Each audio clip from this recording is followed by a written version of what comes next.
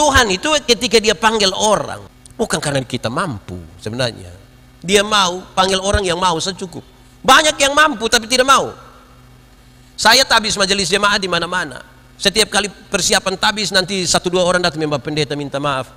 Kami ini sekolah tidak betul, Bapak. Bapak kami ini gugup kalau bicara di hadapan umum. Saya bilang, iya, puji Tuhan. Kalau sejak awal engkau sudah tahu kalau engkau sekolah tidak betul. Puji Tuhan kalau sejak awal engkau tahu kalau engkau gugup bicara di hadapan umum. Supaya apa?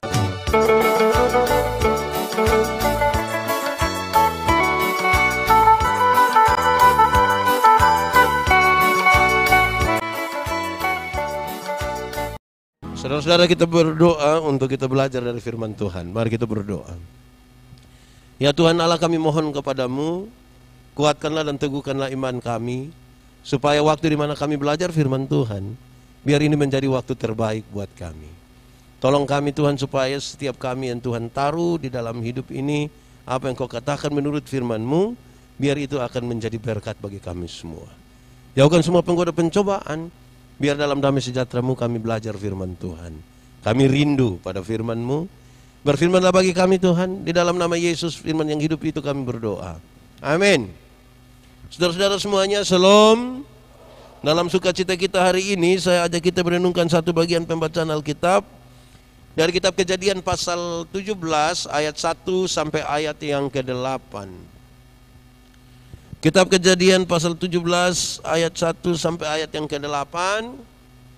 Kita akan membacanya bersaut-sautan. Saya baca ayat-ayat bilangan ganjil dan saudara-saudara membaca ayat-ayat bilangan genap menurut Kejadian 17 ayat 1 sampai 8. Sunat sebagai tanda perjanjian Allah dengan Abraham.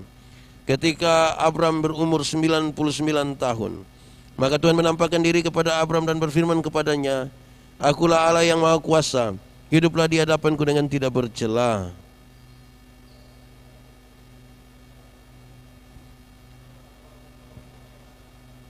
Lalu sujudlah Abraham dan Allah berfirman kepadanya,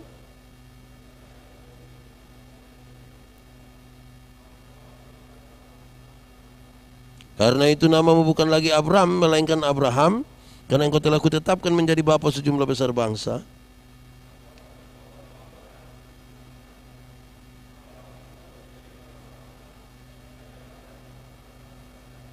Aku akan mengadakan perjanjian antara aku dan engkau serta keturunanmu turun-temurun, menjadi perjanjian yang kekal, supaya aku menjadi Allahmu dan Allah keturunanmu.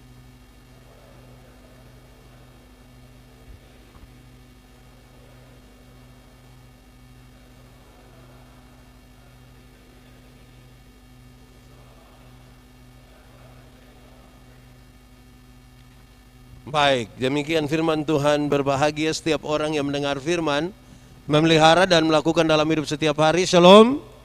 Sekali lagi shalom. Kita ada dalam ibadah ini dan saya diminta untuk kita ada dalam pemahaman atau pendalaman Alkitab bersama. Saya akan memberikan 1-2 catatan pengantar menyangkut dengan pembacaan ini. Lantas kepada saudara-saudara saya berikan kesempatan.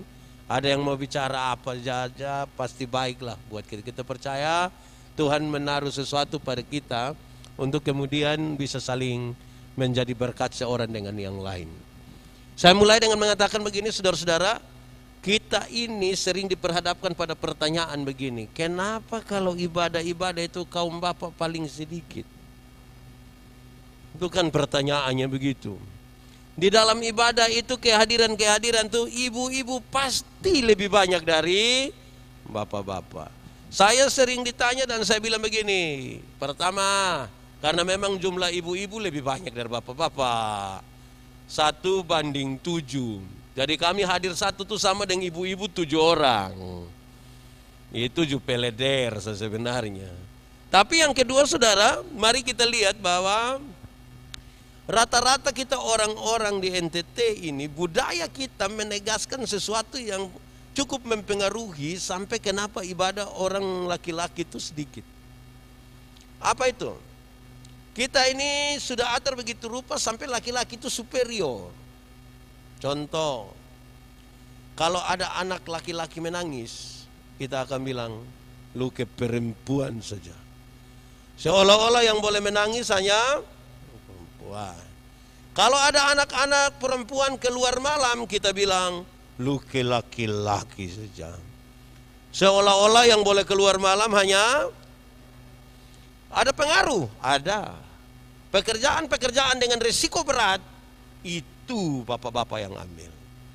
Pekerjaan dan tanggung jawab dengan risiko ringan, itu perempuan yang ambil. Mari kita pakai contoh. Orang Sabu yang iris tuak itu bapak-bapak. Tapi dia turun dari pohon tuak, itu tuak dia gantung di bawah pohon. Yang pikul siapa? Perempuan. Kenapa? Kalau naik kok iris itu resiko jatuh mati. Ini resiko berat. Kalau pikul itu kan resiko ringan, paling bahu bangkasan. Akhirnya makin menegaskan itu. Yang pemasak di rumah tuh biasa bapak-bapak atau ibu-ibu? Ibu-ibu pemasak di rumah. Tapi coba lihat, kalau di restoran yang besar, yang pemasak bapak-bapak kok ibu-ibu? Bapak-bapak, makin besar resiko, pekerjaan makin besar, bapak-bapak. Jadi yang bersifat domestik, di dalam, oh itu ibu-ibu.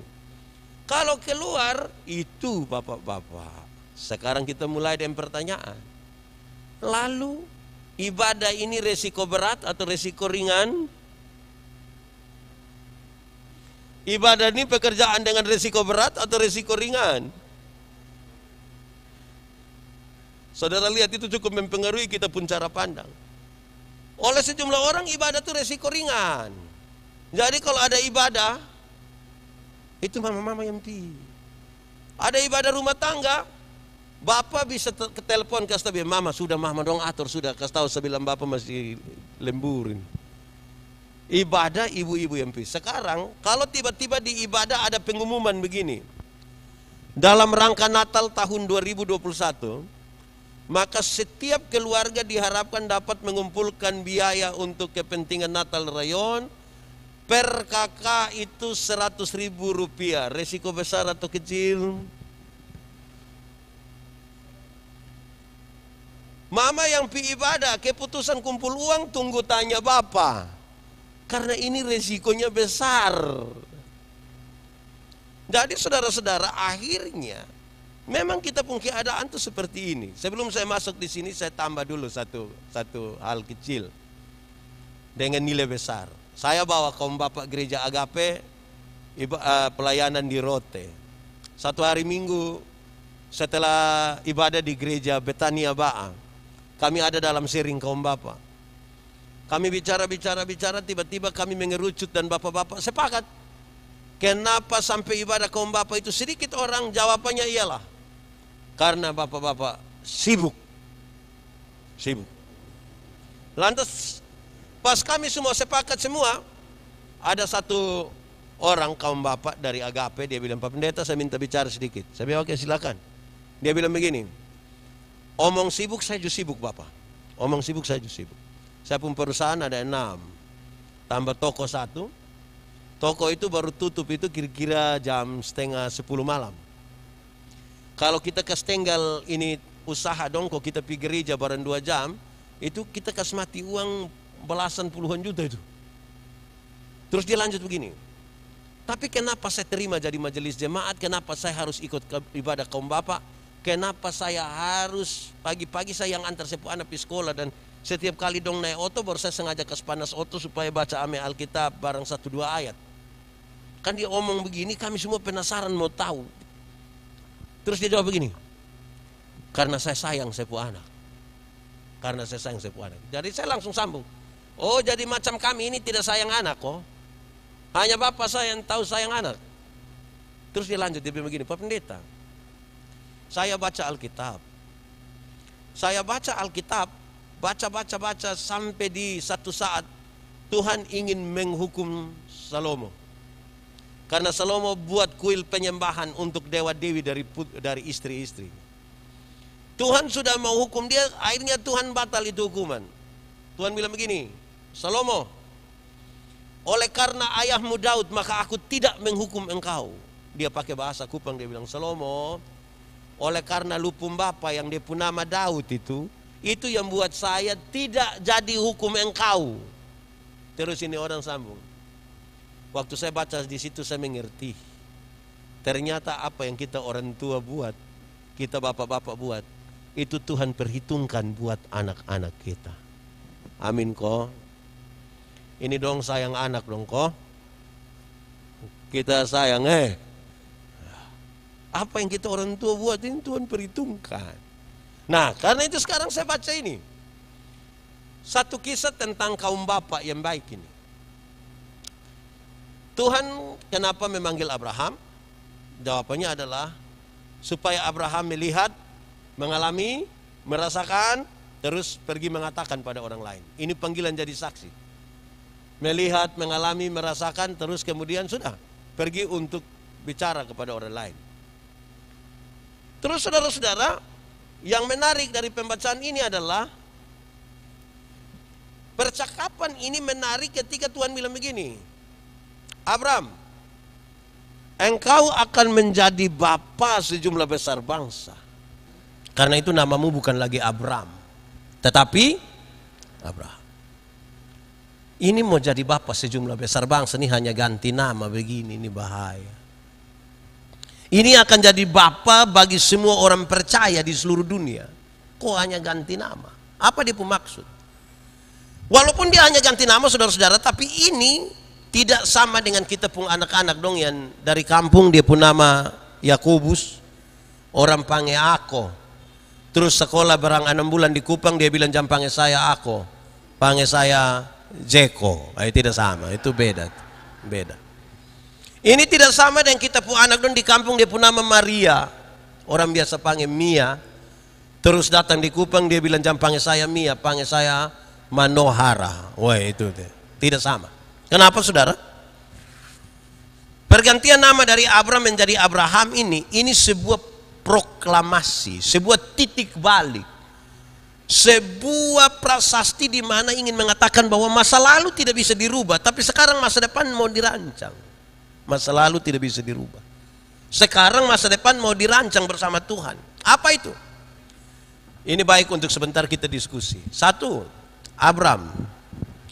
Setiap kali menyebut nama Abraham orang tahu kalau Abraham itu orang kaya. Di Urkasdim itu dong kaya. Dong bajingan betul karena dong punya banyak harta. Tanah, hewan, budak, dikelilingi oleh keluarga, semua dong orang kaya. Sekarang dia akan menjadi Abraham yang akan pergi satu tempat yang Tuhan akan tunjukkan kepada dia yang tanah satu jengkal pun dia tidak punya. Supaya apa? Supaya dia belajar bersandar kepada Tuhan. Supaya dia belajar bersandar pada Tuhan. Kalau dia tinggal sama-sama dan dia pun keluarga, dong siapa berani pikas taku dia? Kau itu kiri kanan keluarga semua berdong orang kaya begitu, siapa berani pikas taku? Sekarang dia akan pergi ke satu tempat di mana dia tidak ada tanah satu jengkal pun. Supaya apa tadi? Supaya dia belajar bersandar pada Tuhan. Ini yang paling gampang tanya anak mahasiswa dong. Ini mahasiswa dong, ini dari kampung dong gaya dong geng dong bilang bapak ikut saya pun kampung itu pitanya sah. Datang tinggal di Wesapa malam pas mau tidur, anak mabok dong datang pukul pintu. Woi bangun, tambah 5.000. Jago hilang bapak. Itu pulang sampai di kampung, anak kecil mau tahan dia hanya bilang, Adi, Kak, saya sudah lewat itu dong, saya sudah lewat. Karena semakin jauh berjalan tuh orang akan tahu bahwa dia ini ternyata bukan siapa-siapa. Ini dia pemaksud. Abraham itu masa lalu. Tuhan itu ketika dia panggil orang, bukan karena kita mampu sebenarnya. Dia mau panggil orang yang mau secukup. Banyak yang mampu tapi tidak mau. Saya tabis majelis jemaat di mana-mana. Setiap kali persiapan tabis nanti 1-2 orang datang membawa pendeta minta maaf.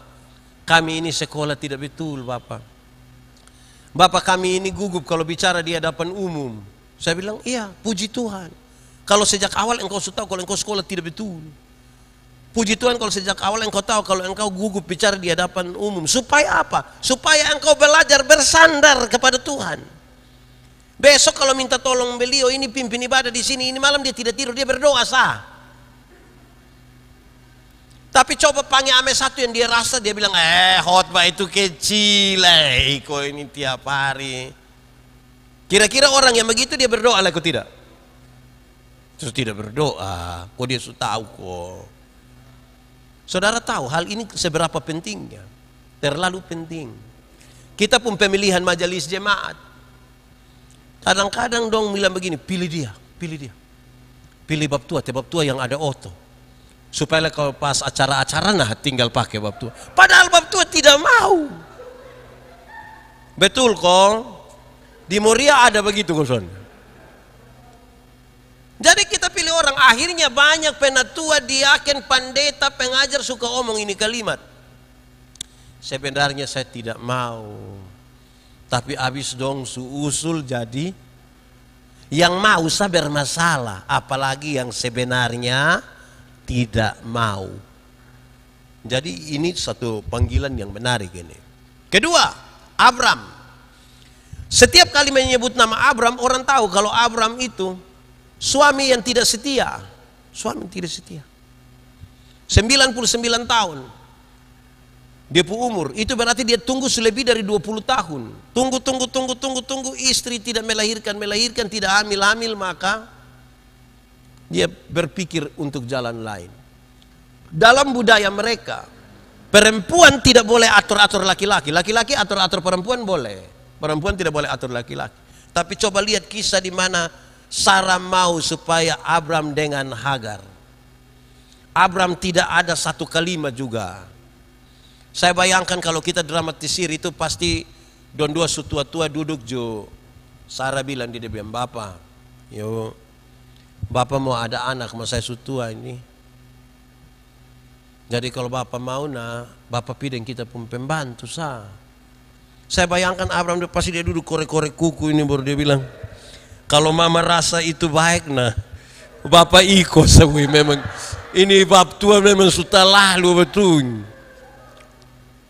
Jadi Abram ini masa lalu. Suami yang tidak setia itu masa lalu. Kalau kita mau ada di dalam Tuhan, kita Abraham. Masa depan. Yang ketika dia menjadi Abraham, dia menunjukkan kesetiaan kepada istrinya. Bahkan ketika istrinya hamil tua. Coba saudara bayangkan seorang perempuan hamil tua. Sarah berusia kira-kira 75 tahun. 70-75 tahun. Coba saudara bayangkan. Pasti kurus tinggi. Rambut su gugur-gugur. Gigi juga gugur. Keriput lagi baru perut buncit. Ini jalan piman mana jalan dan dia pu suami ini. Bayangkan kalau ketemu ame Abraham pun kawan satu yang tukang main gila. Pasti dia bilang, "Abraham, metua kok, itu berat." Pada dasarnya ini kan bapak-bapak dong, ini kan suka yang daun muda. Ini kita jalan dengan daun kering ini. Nah ini yang bahaya ini saudara. Karena itu namamu bukan lagi Abram, melainkan bapak-bapak ini kan melihat perempuan itu selalu begini. Laki-laki melihat perempuan dengan mata, perempuan melihat perempuan. Artinya begini, kita bapak-bapak ini duduk sama-sama begini, tiba-tiba ada perempuan cantik satu masuk, kita itu sepakat, kepala langsung begini. Tapi kalau ibu ada di sebelah, kok itu kalau lihat begitu jadi masalah, kepala tetap, mata sayang pindah. Kan gitu. Nah ini bahaya, dia akan jadi bapak sejumlah besar bangsa dengan pola hidup yang macam begini. Susah. Ketiga, Abram. Setiap kali menyebut nama Abram, orang tahu kalau Abram itu orang tua yang tidak bertanggung jawab. Ismail tidak pernah minta dilahirkan, sama sekali tidak pernah minta. Itu dong pun konspirasi. Tapi sayang ketika usia ini anak berusia kira-kira 13 sampai 17 tahun, kira-kira usia remaja itu, Abram bisa setuju untuk usir ini anak jalan ini. Ini bapak begini baru mau jadi bapak sejumlah besar bangsa, ini bahaya. Sekarang engkau akan menjadi Abraham, bapak yang menunjukkan kesetiaan, tanggung jawab kepada anak, bahkan ketika dia harus bawa Ishak untuk dipersembahkan di Moria. Tanggung jawab. Saya bayangkan ketika setunggu puluhan tahun ini anak pas sampai terus Tuhan minta, saya rasa itu hal yang tidak gampang. Tapi dia Abraham. Dia suadap Abraham. Dia pun istri tanya, "Bapak dong, mau pi mana?" Piko. Sampai sana dia pun anak tanya, "Bapak ini kayu suada, pisau suada, api suada, ini hewan di mana?" Saya kira kalau seorang bapak ditanya begitu oleh dia pun anak, sangat sulit itu. Tapi itu masa depan. Ada 1-2 orang datang bilang saya, "Pak Pendeta, ini anak dong, ini kita pukul, sudah marah, sudah injak, sudah segala macam sudah, tapi nanti dong tetap begini. Tahu dong ikut siapa?" Mereka bilang, "Kau mau ikut siapa? Kalau bukan ikut dia pun mama, ya ikut dia pun bapak. Masa kau ikut saya? Tidak mungkin." Terus saya bilang begini, Alkitab itu menegaskan, supaya anak-anakmu jadi baik, lakukanlah 3 hal. Supaya anak-anakmu jadi baik, lakukanlah 3 hal. Ini bentuk tanggung jawab. 1, panggil mereka dengan nama yang baik. Panggil mereka dengan nama yang baik. Nanti dong jadi baik. Yanti, Jenny, Tinus. Kalau dia orang rote tambah Boi. Kalau dia sabu tambah Ina, Ama. Kalau dia Sumba tambah Umbu, Rambu. Nanti dia jadi baik. Kenapa ini penting? Karena kita di NTT ini, di Kupang ini, ada banyak orang tua yang panggil dia pun anak bilang, "Woi babi." Pernah dengar itu kalimat kalian? Ada banyak orang tua panggil dia pun anak babi ini. Nanti sementara anak bikin kayak begitu juga dia marah. Orang tua tidak boleh panggil dia pun anak babi. Pertama karena memang tidak boleh. Kedua, kalau dia pun anak babi, dia pun bapak, ya kan itu jangan panggil begitu. Kedua, supaya anak-anakmu jadi baik, berikan kepada mereka makanan yang baik. Makanan yang baik itu bukan soal 4 sehat 5 sempurna, bukan soal nasi basi atau tidak. Makanan yang baik ialah uang hasil korupsi, uang hasil judi, uang hasil kupon putih, uang hasil rampasan. Jangan kasih makan istri anak. Tidak boleh, Pak. Uang hasil tipu, tidak dari darah daging. Ini anak donan baik. Kenyataan membuktikan bahwa ada orang yang dia hebat sekali, tapi dia pun anak dong kaleleran sah. Kenapa? Karena kemungkinan besar, ada kemungkinan kasih makan salah ini anak dona. Cukupkanlah dirimu dengan apa yang ada padamu. Berbahagialah engkau. Baiklah keadaan. Jadi yang tukang bataro dong lebay sudah berit. Yang tukang judi kupon putih dong sudah. Ketiga, berikan kepada mereka ajaran yang baik. Ajaran yang baik itu ada di Alkitab. Tetapi sekaligus anak-anak itu adalah pelajar cepat. Dorang akan mengulang apa yang don dengar, melakukan apa yang don lihat. Kalau bapak biasa tampeleng mama, kita lahirkan satu anak laki-laki yang anggap remeh perempuan. Kita lahirkan seorang anak perempuan yang takut lihat laki-laki.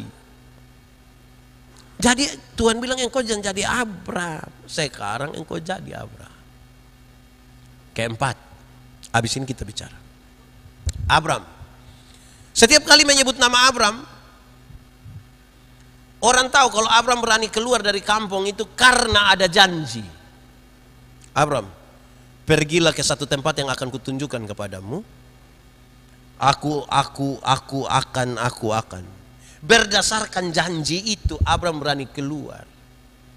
Dalam perjalanannya Tuhan rubah. Abraham, engkau harus berjanji untuk jalan. Jalan karena ada janji itu berbeda dengan berjanji untuk jalan. Jalan karena ada janji itu kita akan bertanya, kok siapa yang ada di sana? Kita dapat apa? Ada banyak, karena ada apa dulu baru kita pi. Itu karena kita jalan karena ada janji. Tapi kalau berjanji untuk jalan, apapun keadaannya, mau seperti apapun, karena kita sudah janji untuk jalan, maka kita mau jalan. Kenapa? Saudara lihat dia pun tantangan. Orang yang kalau hanya jalan karena ada janji akan bermasalah dengan tantangan ini. Kenapa? Abraham dengar, engkau akan menjadi bapa sejumlah besar bangsa, terus dia lanjut. Engkau menjadi bapa tapi orang lain akan menjadi raja. Banyak raja-raja akan bangkit daripadamu. Ini panggilan yang agak berat. Kenapa panggilan ini berat, saudara? Karena Dia dipanggil duluan tapi dia tidak boleh jadi raja.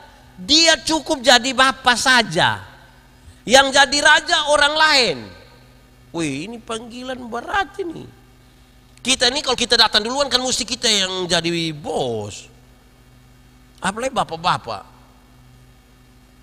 Ini sekaligus panggilan untuk merendahkan diri. Kamu cukup jadi bapa. Yang jadi raja itu orang lain.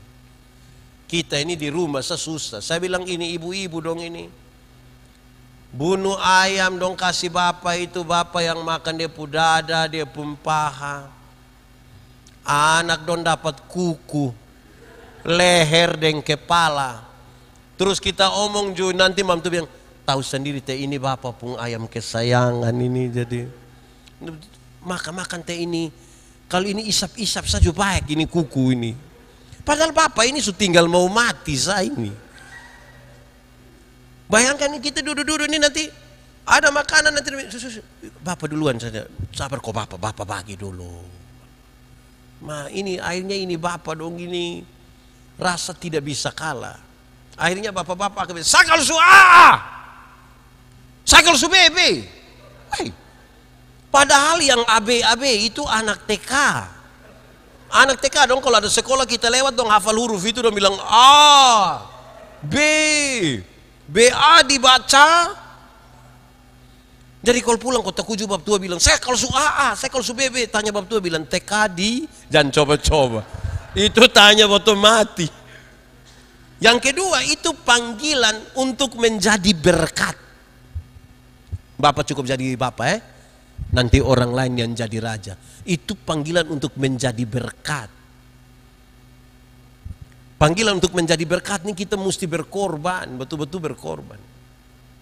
Bapak-bapak cukup jadi bapak orang lain yang jadi raja, itu jadi berkat. Oh Tuhan, pakailah hidupku, dan seterusnya. Bila saatnya nanti ku tak berdaya lagi, hidup ini sudah. Itu berarti akan ada satu waktu di mana kita tidak berdaya. Apakah karena sudah lanjut usia, apakah karena sakit, apakah karena celaka. Tapi waktu orang cek-cek, orang bilang, "Sondeh, bab tua itu sudah diberkat." Banyak manusia sudah jadi dari bab tua itu, bab tua sudah. Jangan dari berdaya sampai tidak berdaya, tidak pernah jadi apa-apa. Hanya jadi bebansa. Suatu kali dia bermuncul orang yang beban sudah. Wih, itu bahaya itu. Ini panggilan yang serius. Nah, dari perspektif itulah sekarang antara masa lalu dan masa depan, maka saya akan berikan kesempatan kepada kita semua. Saudara boleh menyatakan apa yang saudara tangkap, apa yang saudara pertanyakan, apa yang saudara ingin katakan kepada kita semua. Biar itu menjadi berkat bagi kita semua. Paling tidak saya mengantar kita dengan kisah tentang Abraham yang luar biasa. Dinamikanya tinggi sekali. Ini panggilan jadi saksi. Saksi itu melihat, mengalami, merasakan. Baru bisa mengatakan kepada orang lain. Saya melayani di Sabu 5 tahun. Satu saat mau ke Pulau Dana, pulau bagian selatan yang tidak ada penghuni juga. Kami tidak ada di jalan, tapi 1-2 nelayan datang bilang, "Bapak Pendeta, di Pulau Dana tuh Bapak kita tidur di pinggir pantai, sadar kita sudah di tengah laut." Jadi hampir saya bilang, jadi saya harus bilang, "Wow, kita tidur di pinggir pantai, sadar di tengah laut." Kok? Iya. Bapak pernah pi? Tidak. Bagaimana orang bisa percaya pada kita pun kesaksian kalau kita sendiri tidak pernah mengalami? Saya kira ini catatan awal dari kita punya ibadah dan pendalaman Alkitab kali ini. Selanjutnya saya kasih kesempatan kita dulu untuk berbicara sedikit. Yang paling pertama tuh 3 orang bicara duluan berdasarkan kelompok. Yang di sini satu, yang di sini satu, yang di sini satu. Yang mana mau duluan? Oh, sebelah kiri saya kok. Ada yang ingin menyampaikan sesuatu, silakan. Baik, terima kasih Bapak Pendeta. Luar biasa firman Tuhan untuk kita malam hari ini dalam rangka penguatan dan pengembangan iman percaya kaum Bapak di Gereja Moria. Kita boleh dapat belajar bersama dari Kejadian 17 ayat 1 sampai 8 tadi. Banyak hal yang telah Bapak Pendeta sampaikan. Cuman ada beberapa hal yang mungkin perlu kami mendapat penjelasan supaya kami makin paham gitu. Yang pertama bahwa kalau dilihat dari latar belakang kehidupan Abraham, merupakan keturunan bangsa yang menyembah Allah lain. Allah tidak mengenal Tuhan itu siapa sebenarnya. Tapi pertanyaannya, kenapa kok belum ada, kita cek juga coba di ini, tidak ada catatan Alkitab yang menyatakan bahwa Abraham beriman sebelum dipanggil, bahwa Abraham sudah mengenal Tuhan begitu. Oleh karena itu mungkin kami mendapat pencerahan mengkali kenapa sampai Abraham yang dipilih gitu, sedangkan yang berangkat berniat hati untuk keluar dari Ur Kasdim adalah bapaknya, iya, bukan Abraham, tapi Abraham mengikuti saja gitu. Itu yang pertama. Yang kedua, bahwa kehidupan Abraham tadi Bapak sudah sampaikan bahwa dia juga merupakan suami yang tidak setia, penakut, ya, takut mati dia, ya, sehingga ia menjual istrinya, ya, menjual istrinya sebagai dia tidak berani bertanggung jawab atas keselamatan istrinya gitu. Tapi tetap saja dia disebut sebagai bapak orang percaya, nah, begitu. Saya kira cukup dulu itu Bapak. Terima kasih. Baik, terima kasih. Ada dua hal yang menarik. Pertanyaan pertama itu adalah kenapa Tuhan panggil Abraham? Harusnya kan orang lain, harusnya di pembapa. Kenapa Tuhan panggil Abraham? Ini penting. Saya langsung pada refleksi, nanti saya langsung bawa sampai pada refleksi. Pertama, saudara, saya ingin sampaikan begini. Bahwa sesungguhnya ketika Tuhan ingin menentukan dan menunjuk seseorang, Tuhan tidak lihat dari dia sebenarnya. Tuhan tuh punya kriteria sendiri yang kadang-kadang membingungkan kita. Tapi tadi saya di awal saya sampaikan bahwa Tuhan butuh orang yang mau, itu cukup. Yang mau saja. Nanti selanjutnya baru kita atur. Tuhan mau atur seperti apa. Dia datang kepada Yeremia, Yeremia bilang, Tuhan saya ini tidak pandai bicara, saya masih terlalu muda. Iya, yang penting yang kau mau dulu. Nanti baru Tuhan atur gitu. Nah kita ini kan di awal kita sudah bilang tidak mau duluan. Jadi kalau kita berefleksi saudara, memang Tuhan itu tidak pernah bergantung kepada manusia. Tetapi kalau manusia mau itu dia panggil untuk melihat apa yang mau dia kerjakan. Jadi sebenarnya itu pertanyaan itu bawa kita pada keseluruhan kisah Alkitab. Alkitab ini hanya berisi penciptaan, kejatuhan manusia dalam dosa, rencana penyelamatan Allah, kedatangan Yesus Kristus yang janji untuk hidup yang kekal. Rencana penyelamatan Allah di bagian yang ketiga, rencana penyelamatan Allah dimulai dari Tuhan panggil satu orang, namanya Abraham. Dari satu orang menjadi satu bangsa, namanya Israel. Dari satu bangsa itu menjadi seluruh umat manusia termasuk saya dan saudara. Jadi kalau pertanyaannya adalah kenapa Tuhan panggil Abraham, jawabannya adalah dua. Tentang orangnya itu murni Tuhan pun keputusan. Kita sulit untuk menyelami itu. Tapi tadi saya bantu kita untuk lihat, Abraham sini engkau lihat, mengalami, merasakan, dan kemudian engkau katakan kepada orang lain. Engkau mesti jadi berkat. Padahal dia sejak awal dia belum kenal ini Allah itu seperti apa. Tapi mari engkau lihat sesuatu. Kedua memang, karena ini ada dalam sebuah konsep besar, yaitu penyelamatan umat manusia. Siapa yang buat manusia ini berdosa? Ya manusia. Karena itu untuk peristiwa keselamatan ini, Tuhan sejak awal mau supaya lihat ini manusia, kamu lihat ini bagaimana Tuhan yang setia itu menyertai kita. Ketika melihat manusia jatuh dalam dosa, dia tidak tinggal diam, dia berinisiatif. Dalam inisiatif itu dia panggil duluan Abraham, terus dari satu bangsa.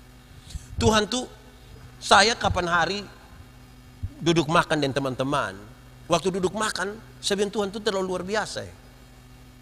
Bayangkan kita ini, dia kasih ada ikan, ada ayam, ada sayur, ada kurus, ada segala macam.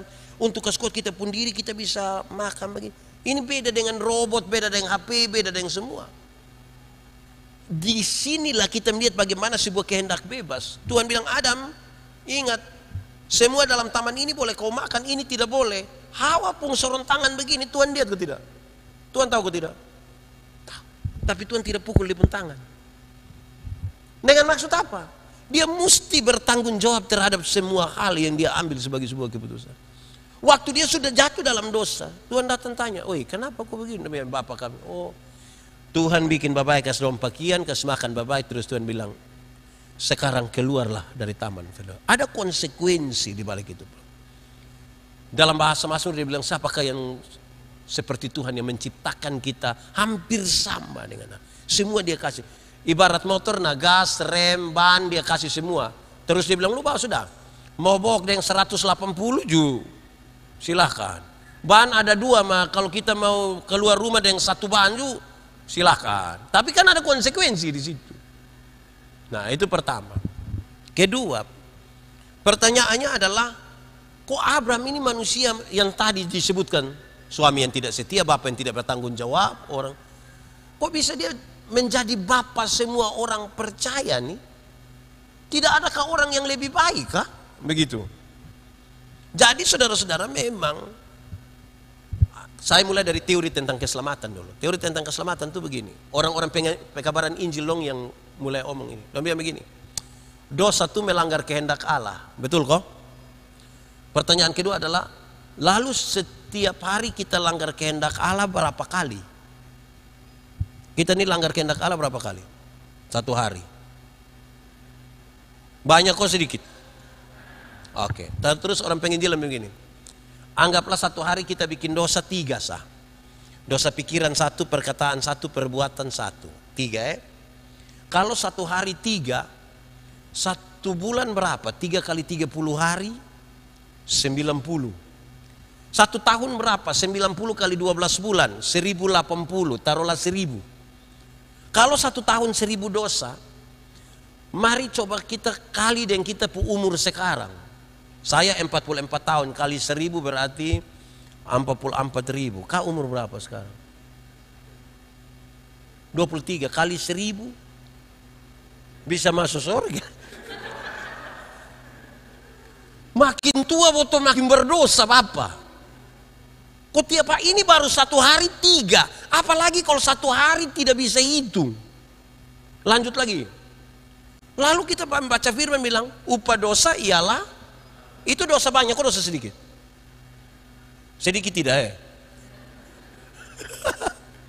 dosa ya dosa. Berarti ketika kita Tuhan mau pakai 1 orang, sudah tidak lagi pada dia itu siapa.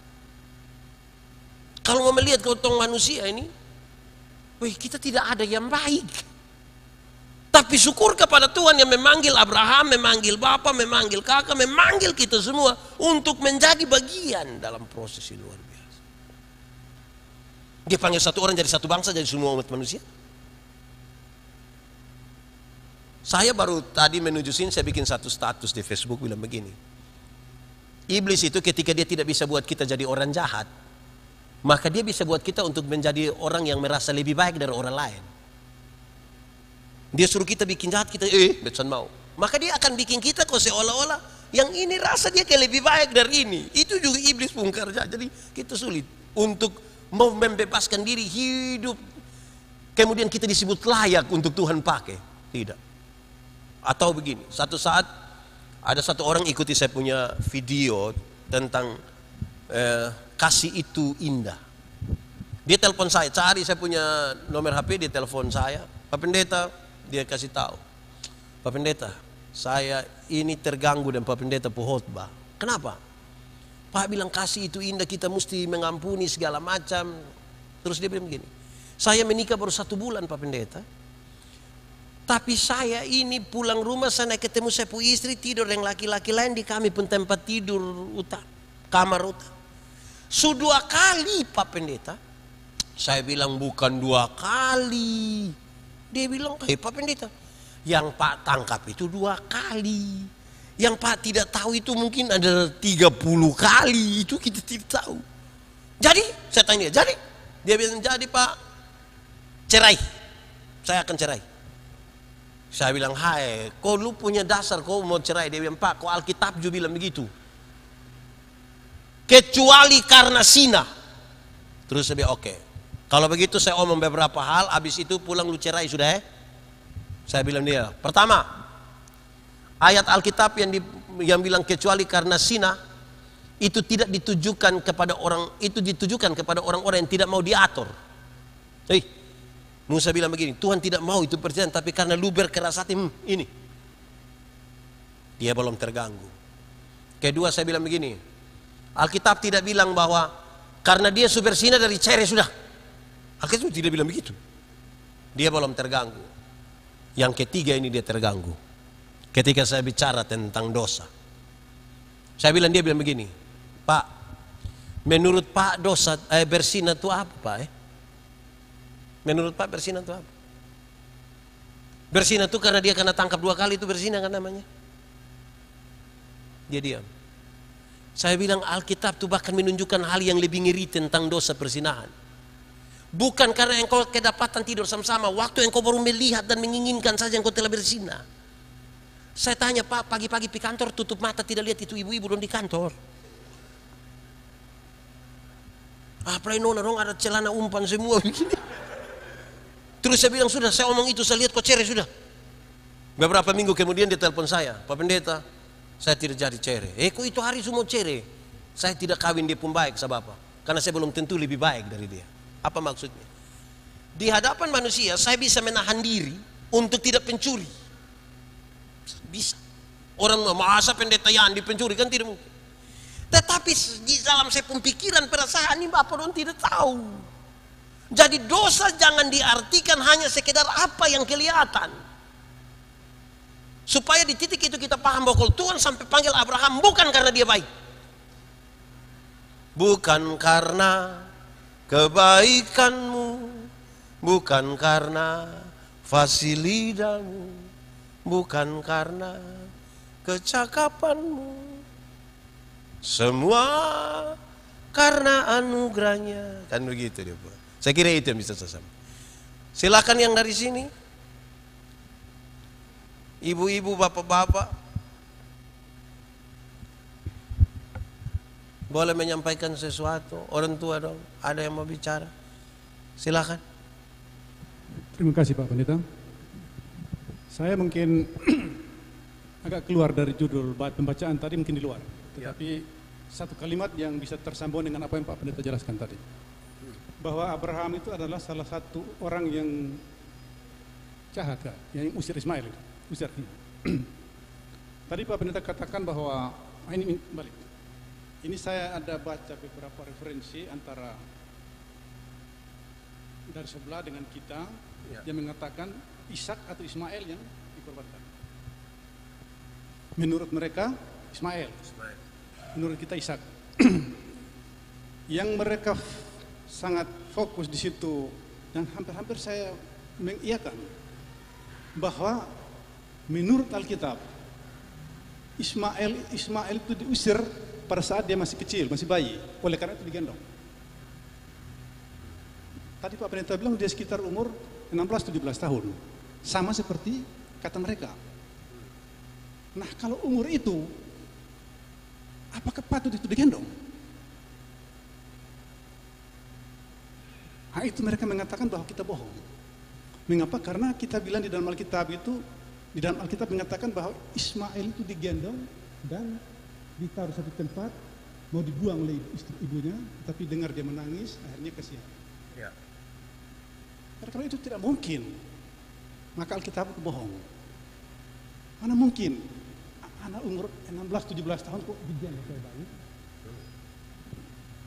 Nah, jadi saya juga memang bingung, karena betul memang saya tidak paham secara ini masalah Alkitab. Jadi saya hanya baca-baca pembanding seperti itu.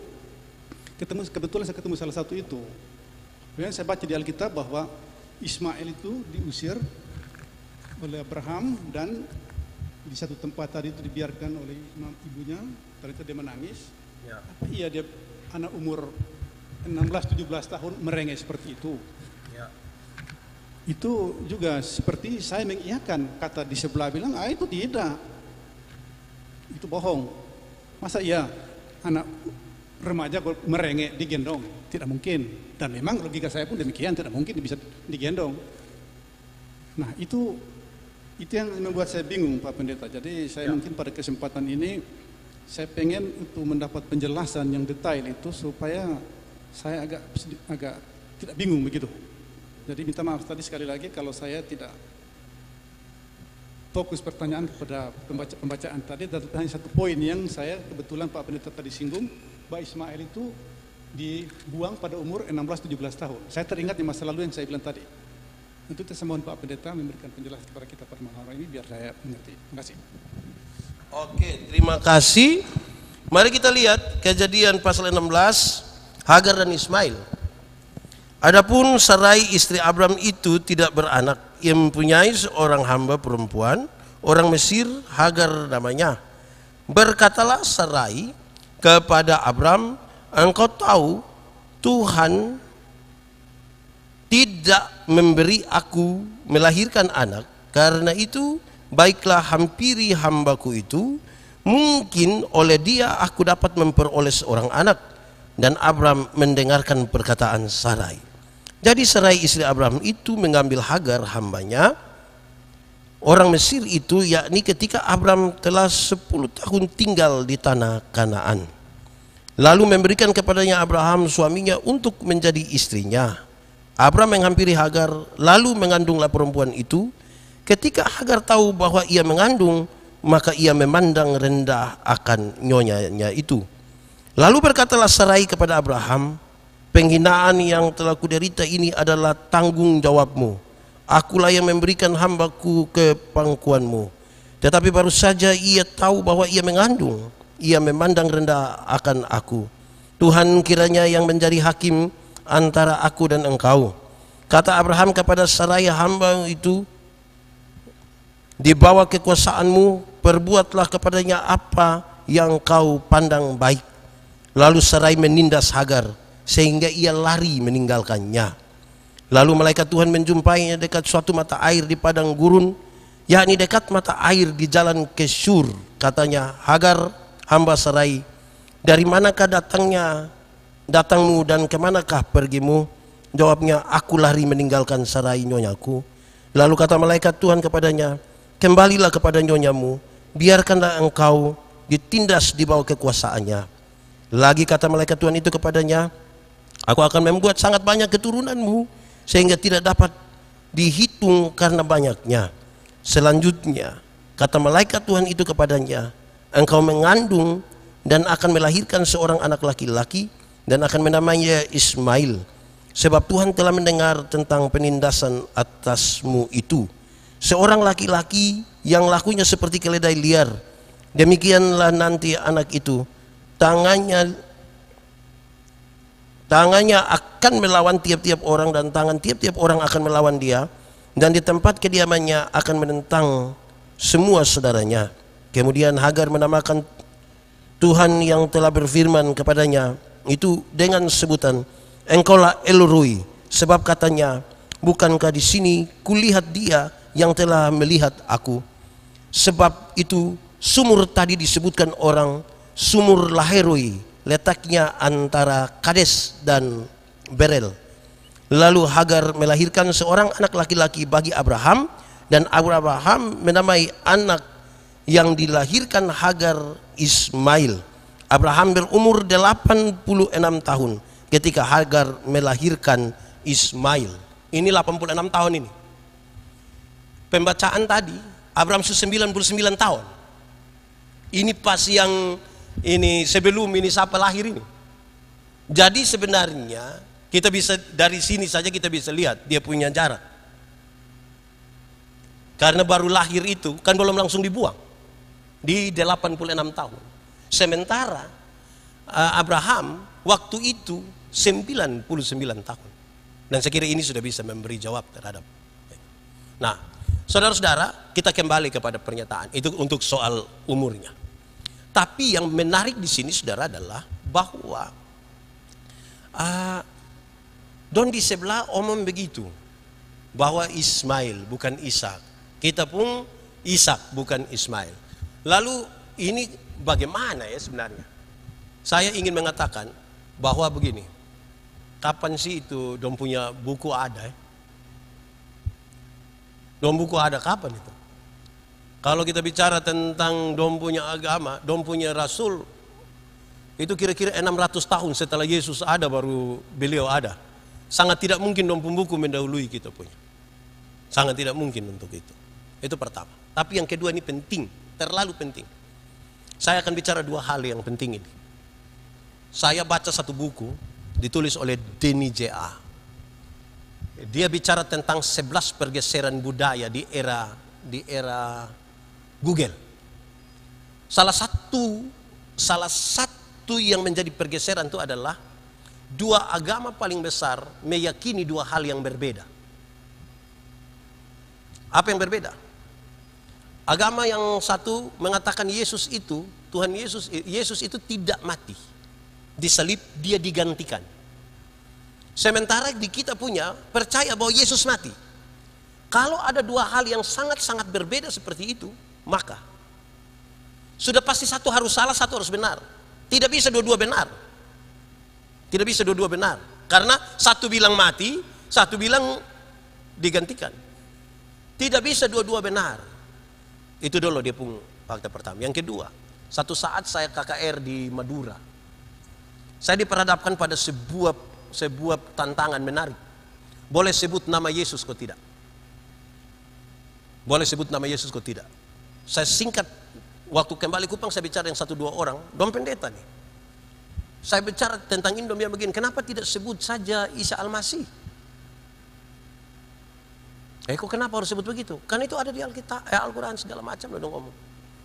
Saya ingat persis waktu itu, saya telepon saya punya istri, Mama, saya boleh kok tidak sebut nama Yesus Kristus? Saya punya istri jawab saya begini, Papa sebut saja. Kalau kemudian Bapak harus mati karena menyebut nama itu, anggaplah itu sebuah konsekuensi dari pilihan dalam kita pun hidup. Lantas saya membangun pikiran begini, Yesus Kristus yang ada di Alkitab itu berbeda dengan Isa Al-Masih yang ada di Al-Quran. Di mana dia pembeda? Saya percaya dia Tuhan, Yesus Kristus. Tapi Isa Al-Masih orang tidak pernah anggap dia Tuhan di situ. Dia hanya seorang nabi biasa. Bagaimana saya diminta untuk kemudian percaya kepada sesuatu yang orang tidak percaya sama seperti yang saya percaya. Bagi saya itu dua hal yang beda. Dengan demikian kembali kepada apa yang beliau sampaikan. Saya ingin sampaikan begini, bahwa dong pembuku mau tulis yang semirip apapun dengan kita, kita berbeda. Supaya kita hanya fokus pada kita punya. Kalau tidak nanti kita, ini main banding, ini yang dong punya bilang begini, kita pun bilang begini. Fokus saja di yang kita punya. Sebab lain, kalau kita tidak fokus di kita punya, hanya ada dua kemungkinan. Kemungkinan pertama adalah, kan ini kan pasti kita akan membanding-bandingkan. Nah di tengah-tengah membanding-bandingkan tuh, kita pakai contoh satu orang suami kalau dia sempat banding dia punya istri orang lain, yang akan dia cari itu adalah kekurangan. Yang dia cari itu hanya kekurangan. Ini ibu nih baik, pendiam, dia tepu istri kita baru satu kata. Jadi mulai sampaikan, karena itu ada pembanding lah. Begitu. Itu kemungkinan pertama. Kemungkinan yang kedua, kita akan sulit untuk berjalan lebih jauh karena kita selalu diperhadapkan pada pertanyaan-pertanyaan yang sangat berbeda. Makanya waktu di Madura saya ambil keputusan, Yesus Kristus itu berbeda dengan Isa Al-Masih yang tertulis di situ. Supaya saya fokus di saya punya Yesus Kristus yang saya percaya dia sebagai Tuhan dan Juru Selamat. Karena yang tertulis di situ dong tidak pernah anggap dia Tuhan dan Juru Selamat. Apalagi dalam perkembangannya mereka tidak pernah meyakini bahwa Yesus mati. Yesus hanya digantikan. Nah, saya kira itu yang bisa saya sampaikan. Saya berbicara tentang pertumbuhan di gereja kami. Saya bilang orang yang susah bertumbuh itu adalah mereka yang suka pindah-pindah gereja. Ini hari di GMIT, besok di GSJA, lusa di GBI, itu nanti susah bertumbuh. Karena dia hanya akan berhadapan pada pertanyaan, baptis mana yang betul? Ini menyembah seperti apa yang benar? Nah ini kita akan menghabiskan waktu di situ. Di lebih banyak Jadi saya tidak bermaksud untuk mengatakan kita tidak boleh mengkritisi sesuatu. Saya tidak. Justru para pendeta harus berkhotbah dengan kritik teks, kritik historis. Tapi orang yang misalnya dia ini hari ada banyak jemaat gemit, ini kan ini hari dia gereja di Moria, nanti sebentar siang dia suruh gereja di GBI, mana kok itulah, itu kita kepala sakit. Nanti kita akan menghabiskan waktu di soal-soal yang seperti itu, dan saya kira itu cukup berat untuk kita ini bertumbuh. Perjalanan bersama Tuhan adalah sebuah perjalanan untuk menemukan jawaban, bukan pertanyaan. Apa maksudnya? Saya pakai contoh. Saya pakai contoh tuh begini. Nuh bikin batra, dia tidak bertanya. Padahal harusnya dia bertanya, kok laut di mana? Begitu. Habis itu, Nuh nanti ingat bikin dia bertingkat-tingkat. Dia tidak tanya. Nuh nanti bikin kamar banyak-banyak. Dia tidak tanya. Nanti ketika air mulai naik semua, baru saya mengerti sekarang kenapa Tuhan suruh saya buat ini. Waktu Tuhan izinkan ini binatang-binatang mulai masuk, baru dia bilang, sekarang saya tahu kenapa kita mesti bertingkat-tingkat. Bayangkan kalau saya pun kamar begini di sebelah kandang babi. Dia mulai mengerti maksud Tuhan di sini dalam proses itu. Waktu suruh buat kamar-kamar baru dia tahu. Oh, ternyata memang mesti kamar-kamar. Padahal hanya 8 orang, suami istri berarti 4 kamar cukup. Setelah singa masuk, harimau masuk, ular masuk, baru dia bilang, memang harus kamar-kamar. Kalau saya kasat kamar yang lebah, keluar saya subah bangka kiri kanan. Jadi itu pun juga yang dialami oleh Yusuf. Ketika dia pun saudara dong mau tunduk ke sembah di benjangan, bukan kamu yang menyuruh aku, tapi Tuhan yang menempatkan aku.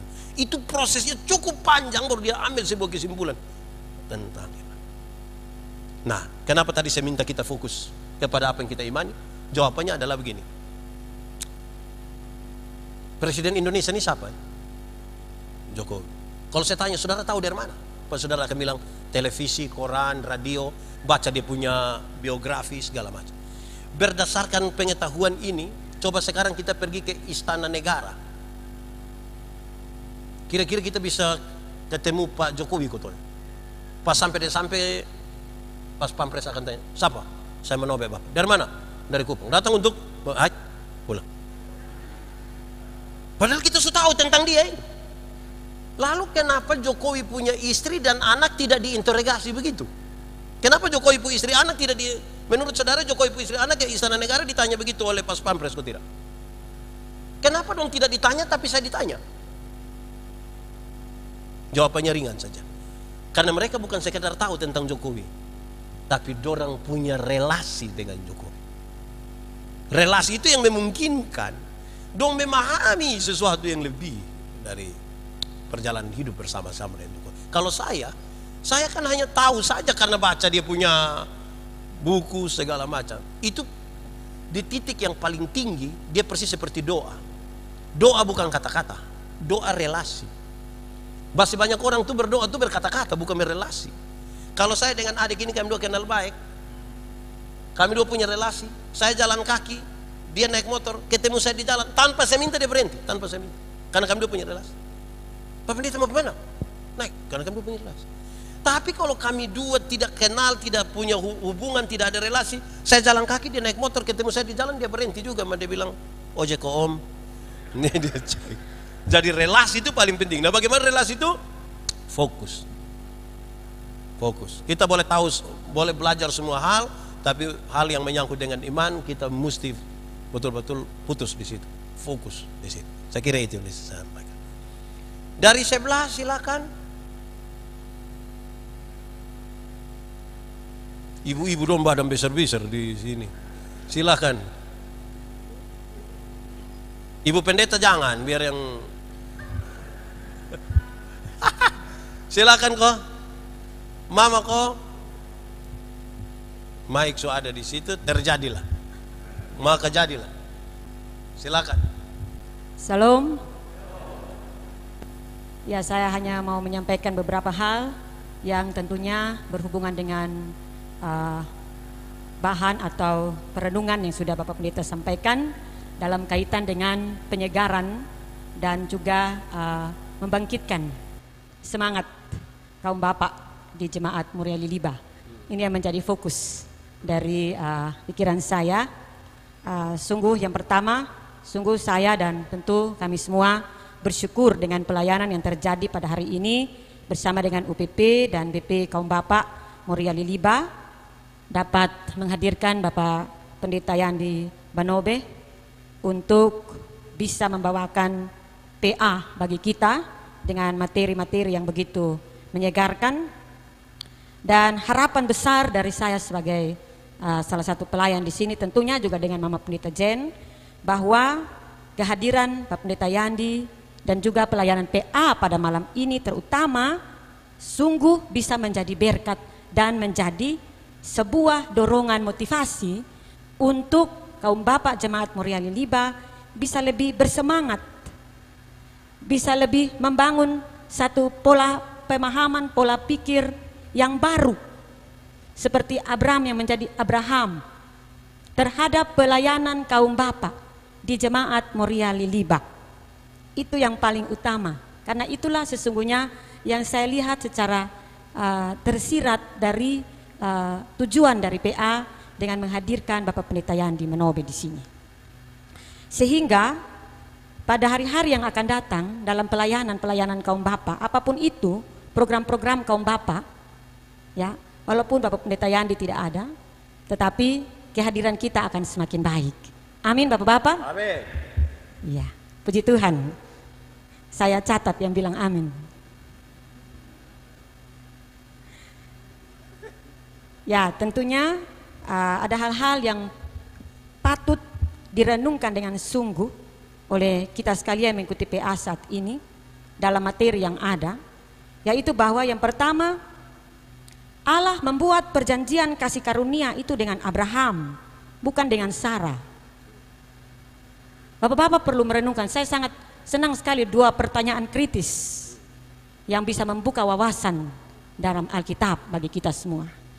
Tetapi mari kita juga melihat, Allah membuat perjanjian kasih karunia itu dengan Abraham, dengan kepala keluarga, dengan bapak, suami, ayah dari keluarga Abraham dan Sarah. Bukan dengan istri atau dengan anak-anak.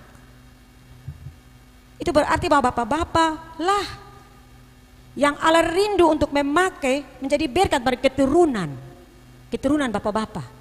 Bahkan kalau bisa sampai 7 turunan ke depan. Bapak-bapak dalam keluarga itu adalah imam, kepala, penuntun, teladan bagi keluarga. Karena itu maka mulai ke depan kita renungkan, jangan lagi memakai alasan sibuk. Memang benar di sini sebagian besar itu ASN, semua diikat dengan waktu kerja.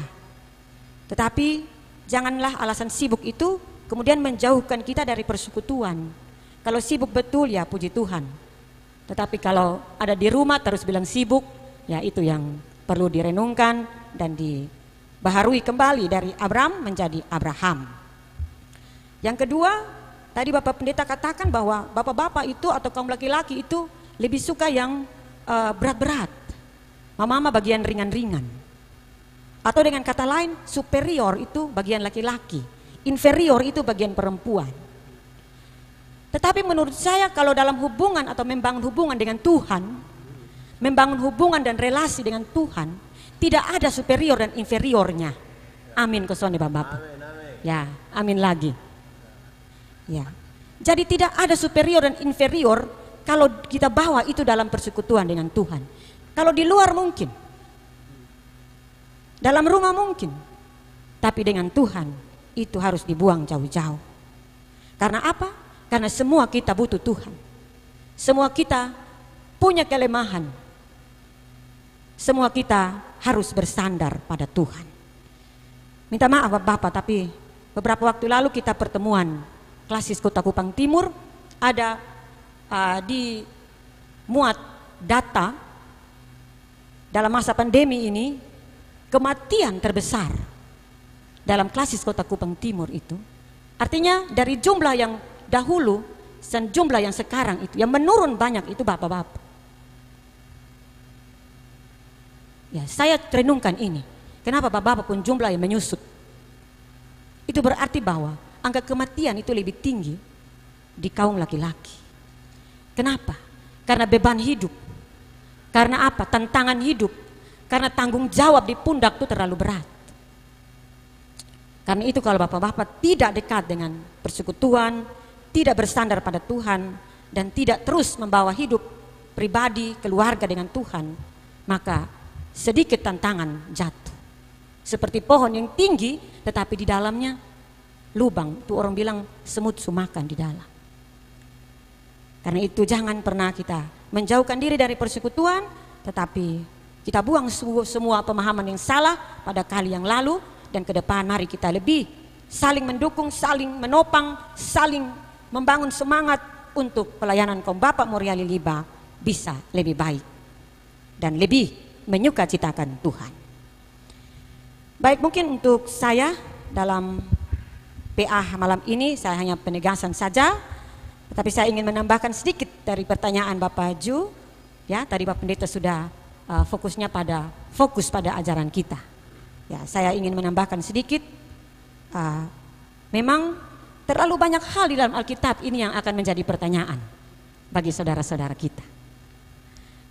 Karena itu kalau kita mau terpengaruh dan terbawa, pasti tidak akan selesai. Bahkan sampai saat ini pun, iman kita, agama kita itu selalu menjadi sasaran. Kalau Bapak melihat di Facebook, YouTube, mengerikan. Bahkan ada yang bilang itu ada jin tergantung di salib. Saya dengar itu, saya mendidih betul. Tetapi untuk apa kita mau peduli dengan mereka? Mari kita bangun, kita pun iman dan persekutuan dengan sungguh. Kalau soal umur, perhitungan pada masa Abraham, Adam, dan zaman PL itu bisa saja berbeda dengan perhitungan umur pada zaman sekarang.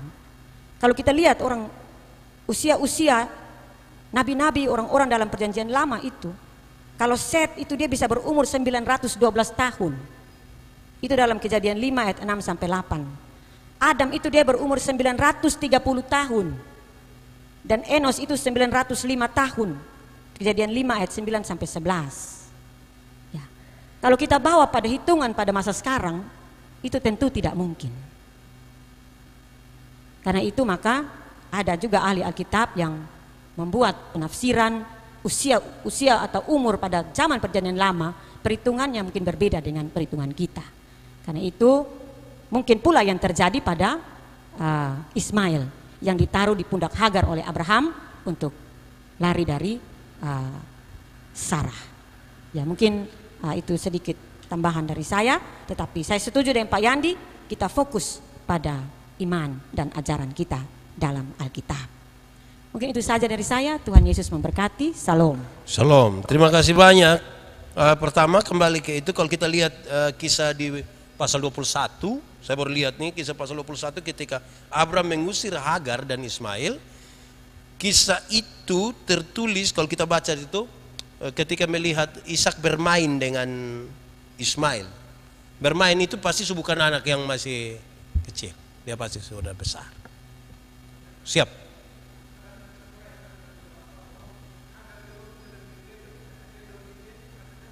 Oh iya. Nah, tapi kalau kita pakai perhitungan yang tadi Ibu Pendeta bilang itu menarik. Karena kalau dong hidup bisa sampai 900 tahun, itu 17 tahun itu kecil itu. Kalau dong bisa hidup sampai sejauh itu 17 tahun itu kecil sekali tuh. Ya. Karena dong bayangkan hidup 700 tahun, 800 ini. Ya, mungkin itu logikanya situ. Oke. Ya, saya kira itu dia punya apa? Ya, nanti saya kasih. Ya, silakan. Nah, Bapak duluan, Bapak yang so angkatan duluan, nanti saya kasih. Silakan Bapak duluan. Terima kasih Bapak Pendeta. Saya ingin mau bertanya satu pertanyaan begini. Ketika Tuhan Allah panggil Abraham dan suruh dia keluar, apakah pada saat itu Abraham sudah tahu bahwa itu Tuhan Allah? Atau dia belum tahu tapi dia ikut sah? Kira-kira ke mana itu, Pak? Terima kasih. Saya kira untuk jawab ini kita baca pasal 12, pasal 17 jelas. Akulah Tuhan Allahmu. Dia Tuhan bilang begitu. Jadi itu berarti Tuhan bukan saja memanggil, tapi memperkenalkan diri. Supaya Abraham tahu siapa yang memanggil dia. Kalau kita baca pasal 17 tadi kita lihat dia bilang, Akulah Tuhan Allahmu yang ini, akulah Tuhan Allahmu. Jadi sekaligus itu, jadi itu membuat dia menjadi tahu siapa yang memanggil dia keluar. Saya kira itu, Bang. Oke. Silakan. Baik, terima kasih atas kesempatan yang diberikan. Nama saya Eliezer Tiuf. Saya hanya mengomentari saja diskusi kita malam hari ini. Diskusi kita malam hari ini atau ya, pemahaman Alkitab malam hari ini dia bermain dalam dua area, ya, ke kiri, ke kanan. Area ke kiri tidak bertanggung jawab, ya, wilayahnya Abram. Area ke kanan bertanggung jawab, wilayahnya Abraham. Ketika Abram mau menjadi Abraham, dia harus berada di titik nol dulu. Dia mengosongkan dirinya untuk menerima apa kata Tuhan. Kalau tidak mengosongkan diri, bagaimana Tuhan bisa hadir dalam dirinya? Karena itu nilai membangun relasi dengan Tuhan seperti yang baru saja disampaikan perlu. Membangun relasi itu ya merebut hati Tuhan. Membangun relasi dengan Tuhan itu sama dengan bagaimana kita merebut hati Tuhan. Ya, merebut hati Tuhan, mengosongkan diri dan mau memberi diri untuk apa yang Tuhan mau pada kita. Itu pertama. Yang kedua, saya senang dengan tadi disampaikan Mama Pendeta Vivi. Kami kaum Bapak ini kadang sibuk. Saya tadi hadir juga karena diajak Bapak Herman. Saya kebetulan bawa istri olahraga dulu di sana, di Eltari. Saya bilang nanti sebentar saya akan ikut, tapi saya masih di olahraga. Istri mau kembalikan jantungnya yang rusak sedikit. Tidak setia area kiri, setia area kanan. Dua area ini bermain dia. Ketika saya misalnya yang sibuk dan harus urus istri lagi, ketika Pak Herman membangun relasi dengan saya, mari kita pergi ke sana karena ada Pak Yandri Manobe hadir. Saya bilang saya tahu, tapi sebentar saya jam 8 baru ke gereja untuk ada kegiatan dengan Ibu Pendeta Mama Jen. Mampu merebut hati saya, membangun relasi dengan saya. Saya akhirnya mengambil sikap untuk hadir juga bersama-sama pada malam hari ini. Itu artinya apa? Ketika kita mampu membangun relasi dengan orang lain, mampu merebut hatinya, apakah kaum bapak, pengurus kaum bapak, atau apakah pendeta, atau apakah kita dengan relasi dengan sesama. Kalau kita mampu merebut hati orang lain, pendeta berkunjung ke rumah jemaat, ya, kaum bapak selalu mengajak. Kalau mampu merebut hati orang lain, mampu membangun relasi, pasti kita akan secara bersama-sama melakukan sesuatu. Demikian yang dapat saya komentari. Baik, terima kasih. Saya kira untuk yang pertama itu sangat berkaitan dengan bahasa perjanjian barunya adalah lahir baru. Engkau harus lahir baru. Abraham itu masa lalu, Abraham masa depan. Nah, dia butuh lahir baru. Yohanes pasal 3 menyebutkan dengan baik bahwa Nikodemus ketika datang dengan sejumlah pertanyaan tentang Yesus bilang engkau harus dilahirkan kembali dulu. Dilahirkan kembali untuk memahami dengan baik sesuatu yang Tuhan mau kerjakan. Kalau tidak nanti dia pemikiran itu terlalu terbatas. Sehingga dalam posisi lahir baru itulah Tuhan sebenarnya ingin kasih tahu supaya engkau pun cara berpikir berubah. Karena pertobatan itu dimulai dari perubahan cara berpikir. Jangan langsung tahan tindakan. Karena begini, 31 Desember itu kita biasa masuk bikin lampu agak sedikit redup, baca puisi, musik kecil-kecil, baru suruh kita tulis memang dosa yang mau kasih tinggal bersama tahun lama. Karena kita mau masuk tahun baru. Separuh menangis baru tulis. Pulang bakar. Ternyata minggu kedua bulan Januari dia gila ulang. Karena dia langsung berusaha tahan diri. Padahal di sini pertobatan itu harus pertobatan cara berpikir duluan. Cara berpikir membentuk perilaku, perilaku membentuk kebiasaan, kebiasaan membentuk budaya, budaya membentuk karakter. Jadi pertobatan mesti dari sini. Kalau saya bilang bapak ini baik, dia mau jahat karena manapun saya bilang dia baik, kan ini bilang baik. Kalau saya bilang Bapak ini tidak baik, Bapak tua mau bilang dia baik, karena manapun saya akan bilang, jangan lihat begitu teh. Jadi ini mesti duluan, itu pertama. Kedua, saya bawa materi di pertemuan raya kaum Bapak Sinode tahun berapa, dong minta saya bawa materi. Pas sesi pertanyaan tuh pertanyaan terlalu banyak. Saya catat itu 1,5 lembar AVS. Terus waktu mau jawab, saya jawab, dong bilang begini, ini pertanyaan semua ini jawaban gampang sah, kecil sah, gampang. Dong sedikit tertantang dengan saya pun kalimat itu. Kenapa Pak Pendeta bilang gampang?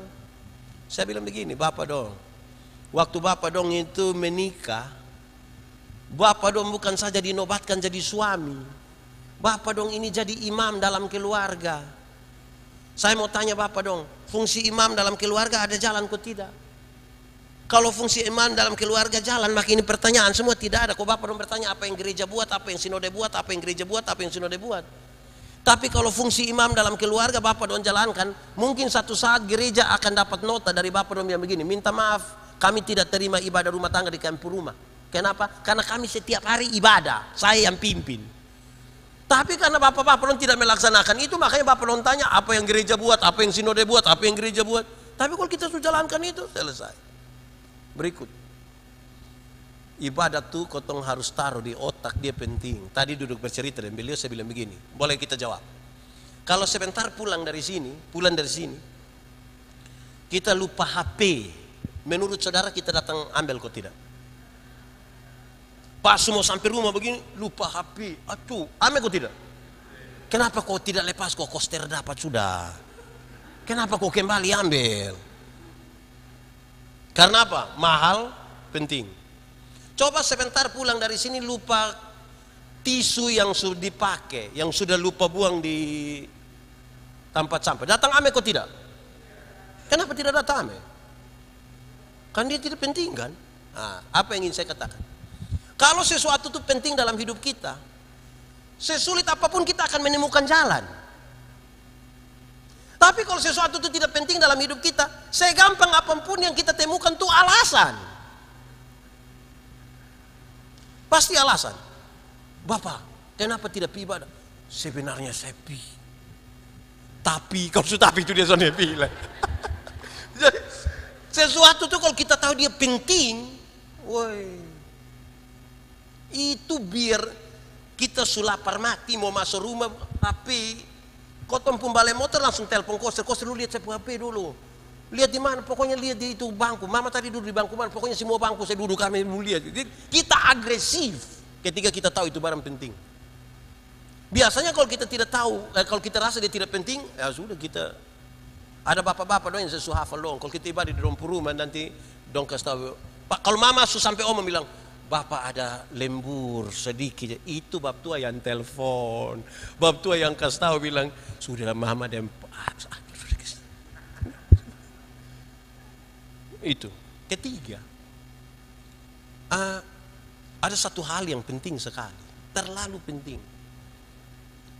Ingat bahwa pendeta atau siapapun itu dia hanya bisa menyampaikan. Yang merubah orang sebenarnya bukan pendeta, Roh Kudus yang merubah. Tidak akan ada manusia bikin tobat manusia. Tidak ada. Yang menobatkan orang itu adalah Roh Kudus. Supaya pendeta itu tidak ada jasa di situ. Karena ada banyak orang tua tuh dia tidak datang ibadah kaum bapak, terus dia datang. Kenapa datang? Ais mam tua su telepon betul datang. Jadi dia datang tapi sesungguhnya dia tidak datang. Karena di mam tua su telepon lah, betul sompi salah lah. Akhirnya dia datang, mah itu dia tidak datang sesungguhnya. Saya bawa PA di gereja Silo, naik hotel. Potong PA begitu, terus tiba-tiba ada satu orang tua dia bangun bicara. Dia bilang begini, Pak Pendeta, saya butuh perkenalkan diri. Saya setelah disebut nama dia kasih tahu. Tugas hari-hari saya polisi. Terus di rayon saya penatua. Saya mau minta Pak tolong tanggapan dulu buat saya. Kenapa?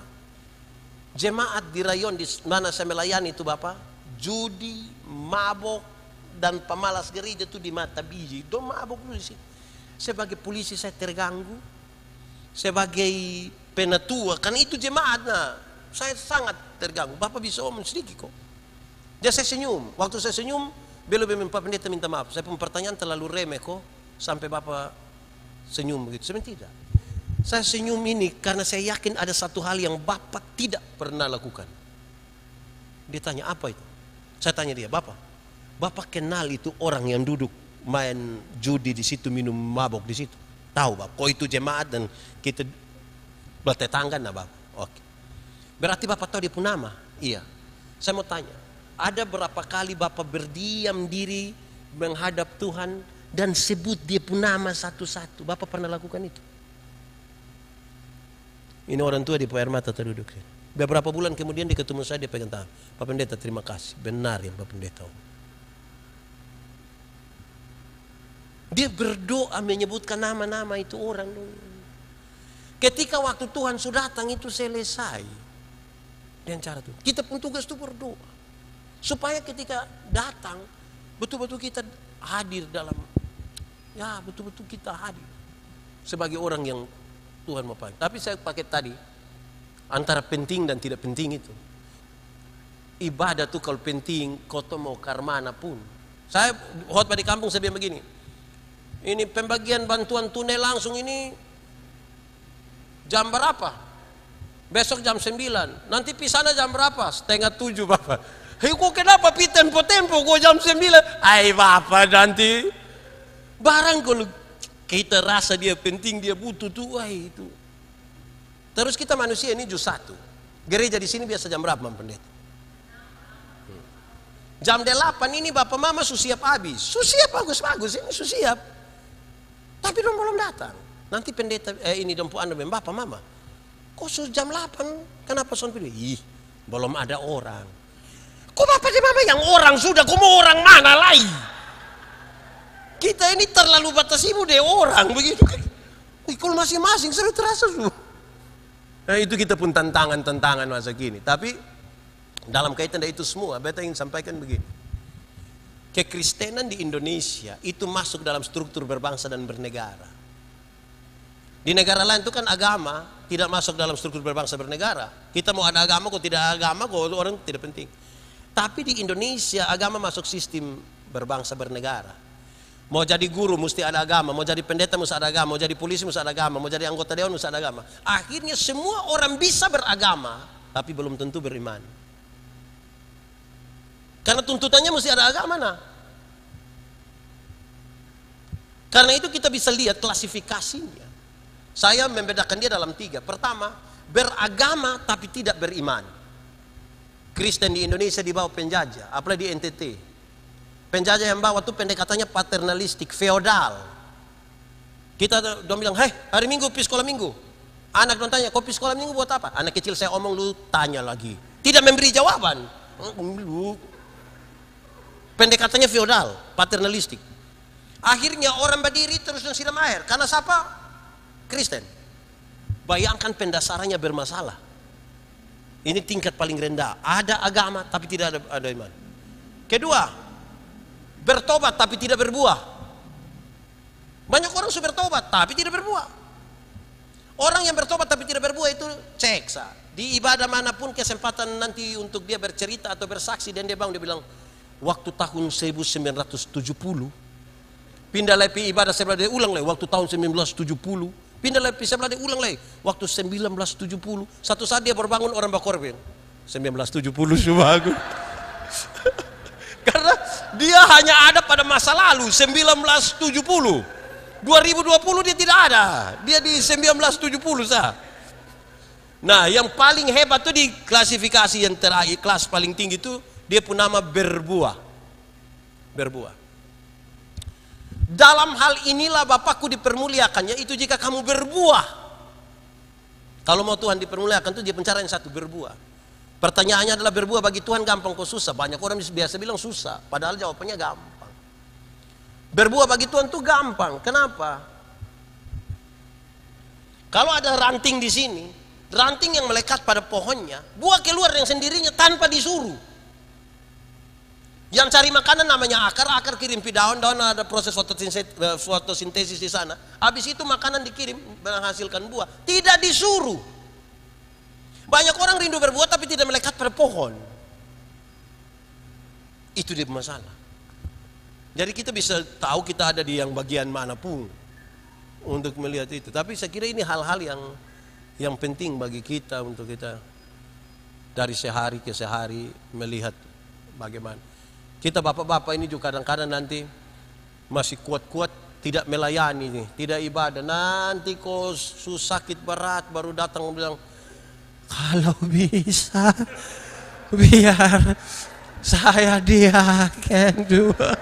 Oh, ini baratin. Oke, 2 orang lagi kok, 2 orang lagi terus kita selesai ya. Oke, ada kok, boleh kok, silakan. 1, oke boleh, semua omong, silakan ya. Ya, silakan kakak.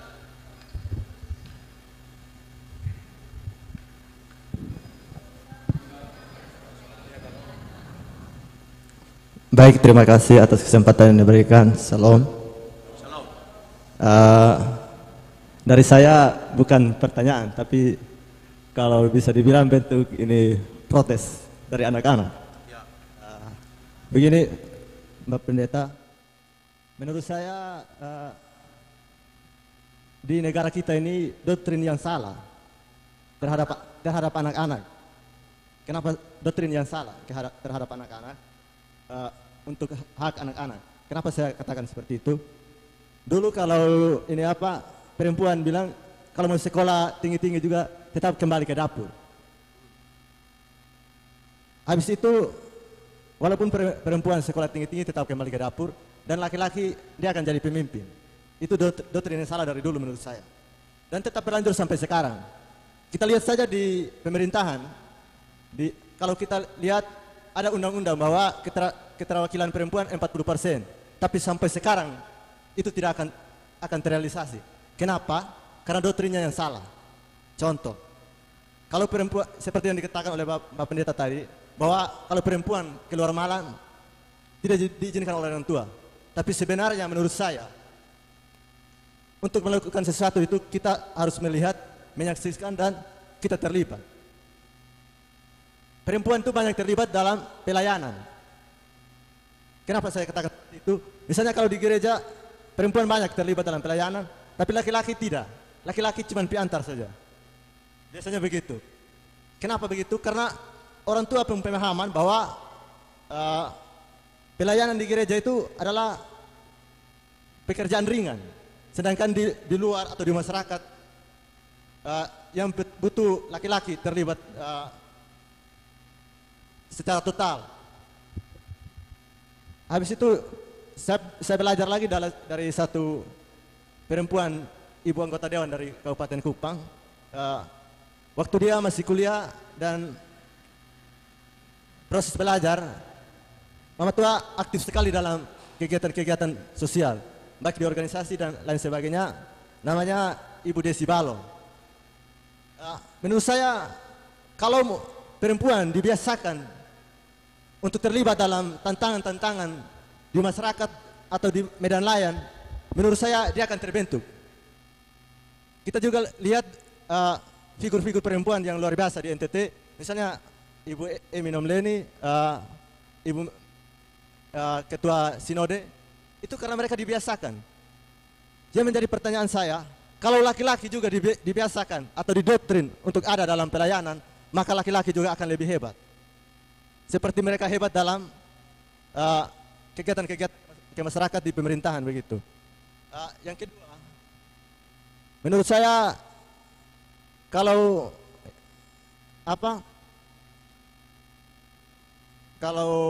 misalnya dalam pelayanan begitu laki-laki tidak dibiasakan, maka dengan sendirinya dia akan menolak. Seperti Bapak Pendeta katakan tadi bahwa biar lu yang bisa. Itu kita akan omong di perempuan. Tapi mari kita susun strategi atau susun cara bagaimana sehingga laki-laki itu bisa ada dalam pelayanan. Dan pertanyaan saya, bagaimana memotivasi laki-laki untuk terlibat dalam pelayanan di gereja? Karena di pemerintahan mereka sudah didoktrin. Nanti kalau kamu terlibat di sini, nanti kamu jadi kepala di sini atau di sini. Coba di gereja atau di KIMI juga didoktrin begitu, maka laki-laki akan terlibat aktif dalam pelayanan. Demikian yang dapat saya sampaikan. Salam, terima kasih banyak. Saya sudah kesempatan toh. Baik, terima kasih Pak Pendeta. Saya di sini kapasitas sebagai badan pengurus Pak, bersama UPP saya di sini. Dari kemarin kita sama-sama ke rumah jabatan sana, cari Bapak untuk kalau bisa ini malam hadir. Ternyata doa kami terkabul. Jadi kami sangat syukur sekali karena Bapak sudah ada bersama dengan kami dan memberikan kaum Bapak yang hadir ini untuk kita sadar bersama-sama.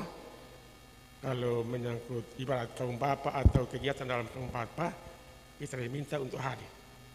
Nah, yang berikut saya ingin tanyakan mengenai masa lalu, masa depan, dan masa yang akan datang. Jadi kalau masa lalu ya apa yang kita lakukan sejak kita masih remaja sampai dengan saat ini, nah, bagaimana caranya untuk kita bisa bertobat. Yang kedua, kita orang tua bisa dulu di masing-masing mau cari. Saya umur sudah 64 Pak, ini umur 64 tahun. Jadi ngomong-ngomong curhat sana curhat sini, terus ada pertanyaan, bisa masuk surga tidak? Jadi tanya ada yang bilang saya masih berat. Saya bilang karena mesti ragu-ragu. Saya punya pendapat bahwa saya pasti masuk surga. Kenapa? Saya punya teman di dalam. Dan saya dari jauh pasti dipanggil masuk. Kalau orang lain pasti minta, tapi saya punya teman di dalam yang pasti saya masuk. Yang berikut, saya di situ ada beberapa orang Islam yang kita selalu bergaul. Ini mengenai masa lalu. Saya bilang, Pak, kita masa lalu itu kayu batu kita bisa gigit. Kita seumur begini kita bisa gigit apa-apa, bubur pun kita bisa gigit. Jadi kalau Pak punya keyakinan seperti apa ya, selagi Pak masih muda, sedangkan kami sudah begini ya, kita apa-apa. Tetapi kalau berbicara tentang kitab-kitab, kalau Pak punya kitab yang benar, kita bisa buktikan. Lalu kalau kami punya kitab yang benar, kami bisa buktikan. Nah, jadi memang selalu kontradiksi, kita tidak pernah bertemu. Jadi kalau misalnya satu waktu saya ditanya, saya hanya bilang saja, saya punya teman di dalam surga pasti dipanggil. Itu siapa? Yesus, pasti saya masuk. Itu saya punya teman, dari jauh pasti saya dipanggil untuk masuk. Kalau begitu, nah caranya bagaimana supaya masuk? Ya masuk dulu, percaya dulu, baru ikuti ketentuan-ketentuan baru bisa masuk. Tidak semacam malah masuk. Yang berikut saya minta kepada kaum Bapak, kebetulan malam ini kita sudah mendapatkan penyerahan-penyerahan. Saya harap supaya kita kaum Bapak ini jangan kita tidur. Jangan kita tidur, mari kita mulai hari ini dan seterusnya mari kita bangkit. Supaya kita punya kaum Bapak bisa bangkit. Kalau kita tidur terus seperti ini maka tidak akan jadi. Jadi terus terang Pak, kaum Bapak ini urus kaum Bapak ini saya mau kapok. Saya mau kapok juga salah-salah. Karena memang kendala terlalu banyak. Seperti kalau kita datang ibadah hanya 4-5 orang, saya ada kalanya ya kita berdoa, tetapi memang kendala terlalu banyak. Jadi apalagi kalau misalnya program-program yang kami jalankan seperti diakonia pedesaan. Kalau perempuan kami punya diakonia pedesaan bagus. Kalau kami bapak-bapak, kami punya diakonia terbatas, baru 2 kali Pak, kita baru turun desa 2 atau 3 kali saja. Setelah baru-baru kita program tidak jadi. Jadi saya bilang bukan kita tidak punya dana, kita tidak punya uang, kita punya uang. Tapi bagaimana caranya supaya kalau bisa kita bisa cari untuk mendapatkan dana itu. Jadi ini sekaligus himbauan kepada teman-teman. Lalu yang saya tanyakan tadi masa lalu itu apakah dosa-dosa itu kita bisa diampuni atau tidak? Jangan sampai kita tidak bisa diampuni, lalu biar ada teman di sana tapi kita bisa masuk. Nah, saya kira itu. Kasih.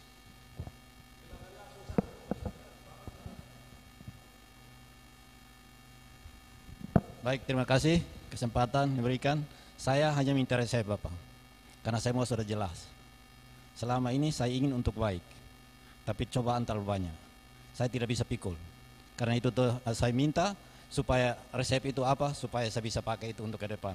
Karena luar biasa, saya mau bangun tetapi jatuh lagi. Karena saya ingin untuk maju tetapi ke belakang lagi. Ya, itu yang saya minta. Yang kedua, kalau kita orang yang mau menuju baik, orang bilang dia jalan terus baik tetapi hasil sama. Itu 2 poin ini yang bilang kalau kita dekat gereja atau kita makan atau sembahyang orang bilang sok suci. Nah, ini yang saya butuh supaya ada kekuatan dalam saya. Terima kasih.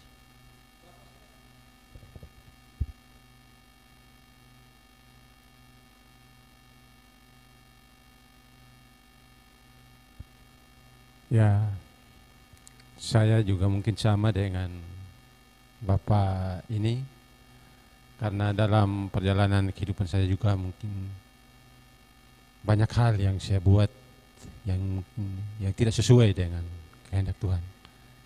Ya, itu juga mohon dukungan doa supaya saya juga bisa melakukan apa yang Tuhan kehendaki dalam hidup saya untuk keluarga dan sesama saya.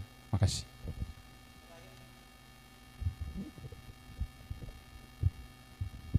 Tes. Ya, baik. Terima kasih Bapak Pendeta. Salam. Ada bahagia, ada sukacita malam hari ini. Luar biasa. Ya, baik. Terima kasih Bapak Pendeta. Ini mungkin yang pertanyaan yang terakhir. Dalam PA malam hari ini, pertama saya bersyukur karena bisa kita berkomunikasi lebih intens dan kita bisa saling menolong satu dengan yang lain. Yang pertama, kira-kira apa prinsip hidup dari Abraham yang bisa diteladani atau bisa dipakai oleh kaum bapa di dalam menanggapi atau respon terhadap panggilan pelayanan. Itu yang pertama. Yang kedua, apa karakter hidup Abraham yang bisa diteladani oleh kaum bapa juga sebagai seorang imam dalam keluarga. Terima kasih Pak Pendeta.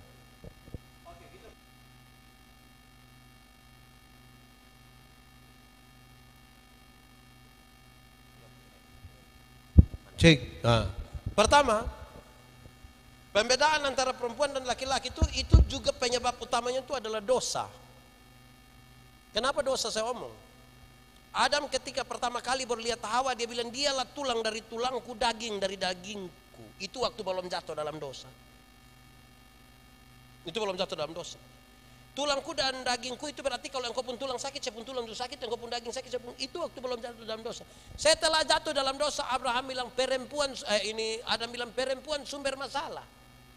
Perempuan yang racun dunia ini. Itu tubuh terkontaminasi dosa. Akhirnya cara pandang laki-laki kepada perempuan, melihat perempuan itu selalu yang punya masalah.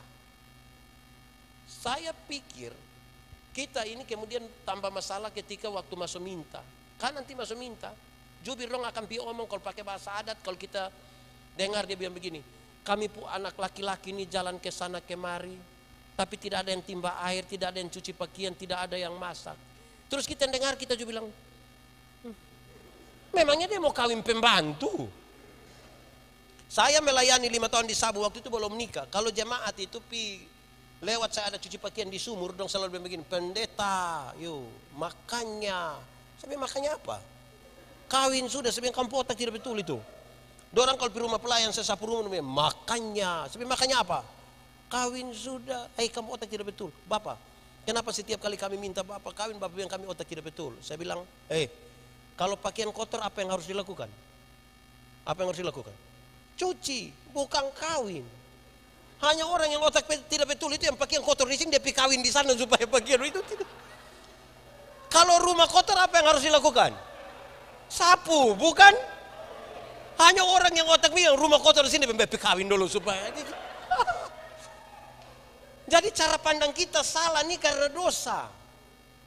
Jadi kalau masih ada bapak-bapak ke sekolah yang anak laki-laki yang perempuan tidak ke sekolah, itu tubuhnya terkontaminasi dosa.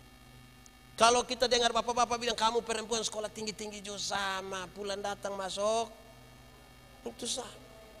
Tapi untuk perempuan saya mau kasih tahu, Kalau pakai dia contoh kuota 30%, jangan mau dong dikasih kuota, bertarung saja. Habis 100% nomor 8 ada apa? Kita nih masa kita pun harus 30%.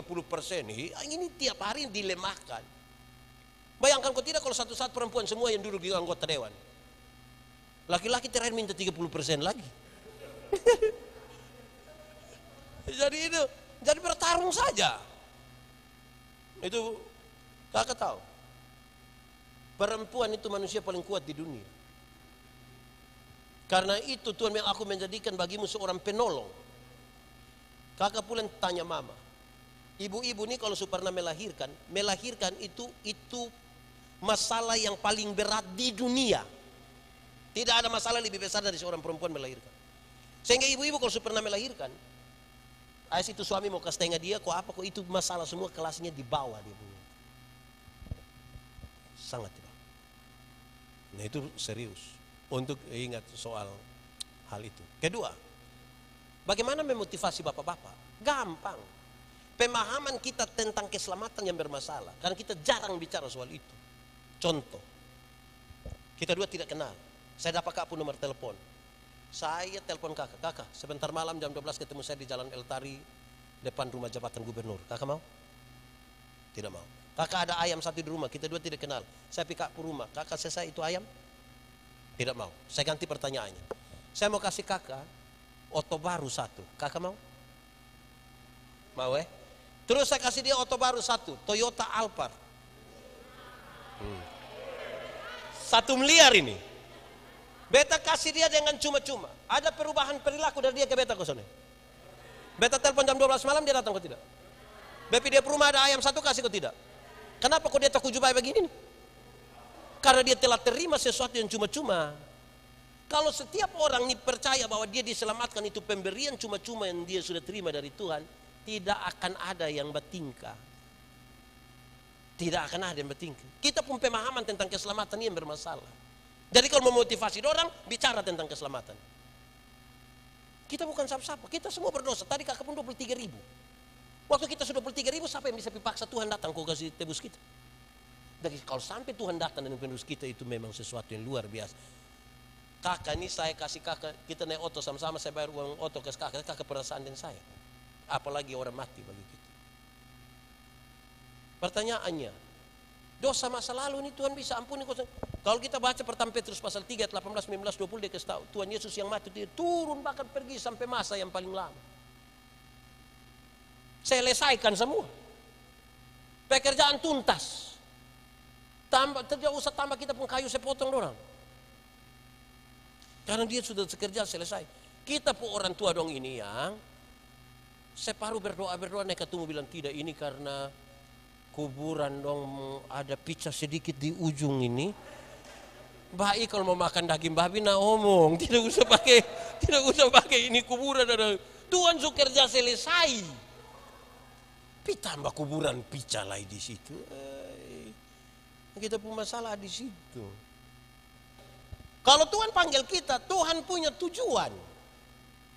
Tapi dalam perjalanannya sering kali kita digoda oleh tujuan kita. Beta biasa pakai contoh begini. Pendeta Gemit ini, waktu baru ditempatkan, baru ditabiskan ditempatkan, itu tanda tangan surat pernyataan bersedia ditempatkan di mana saja wilayah pelayan Gemit. Itu dia itu melayani ngeri. Saya ini satu hari pimpin syukuran 18.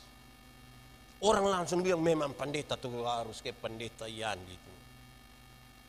Pas satu periode mau mutasi, dong mau kasih saya di sini. Orang bilang macam pendeta Yan itu tidak bisa, dia mesti di sini. Kita mulai merasa diri pantas. Ketika kita makin merasa diri pantas, apa yang menjadi tujuan Tuhan kita mulai geser tanpa kita rasa. Pendeta Yandi ini kalau soalnya jadi pendeta pasti dia ojek di Soe. Kalau soalnya dia supir travel. Terus Tuhan panggil dia kalau pakai logat alor Tuhan pasti bilang begini, Yandi, lu mari kok orang hormat lu dulu. Lu mari kok ada kain lah, lu dapat duluan. Terus setelah orang kenal saya, orang mulai kenal saya nih. Terkenal ini. Mulai kasih tinggal pendeta jadi caleg. Kita mulai geser apa yang menjadi tujuan Tuhan pada kita tujuan. Nah ini respon bermasalah. Kedua, Tuhan waktu panggil kita, bukan saja yang tujuannya, tapi dia memberikan kepada kita semacam bekal. Karunia-karunia, talenta-talenta. Tuhan itu waktu panggil orang, dia tidak kasih kosong. Ada sesuatu yang dititip, yang kita sebut sebagai karunia-karunia. Karunia-karunia dipakai untuk apa? Untuk memuliakan Tuhan. Tidak ada karunia yang tidak untuk memuliakan Tuhan. Tapi hati-hati karena kita ini kemudian bisa membawa karunia untuk memuliakan diri. Oh, di gereja kita dengar, mari teh, bab tua kalau berdoa sekali, tumam tua kalau berdoa 2 kali, dan kakak tua kalau berdoa 3 kali. Jadi seolah-olah bab tua dan mam tua dong itu lebih hebat lagi kembali dari Tuhan. Ketiga, Tuhan memanggil kita dengan cara yang berbeda-beda. Itu cara berespon yang berbeda. Cara Tuhan berjumpa seorang pendeta, beda Tuhan berjumpa seorang polisi, beda Tuhan berjumpa seorang ibu rumah tangga, beda Tuhan berjumpa seorang mahasiswa, beda Tuhan berjumpa seorang petani, Tuhan berjumpa seorang ojek, beda-beda. Supaya apa?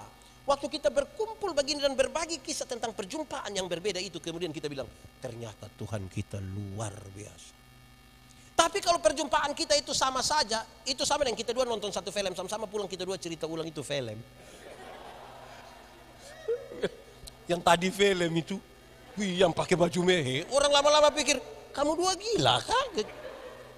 Jadi ada orang, dan itu ini saya bicara eksklusif sekali. Gemit menunjukkan itu sesungguhnya sebagai hakikat. Kalau kita bicara tentang gemit dalam perjumpaan pengalaman yang berbeda-beda, saudara.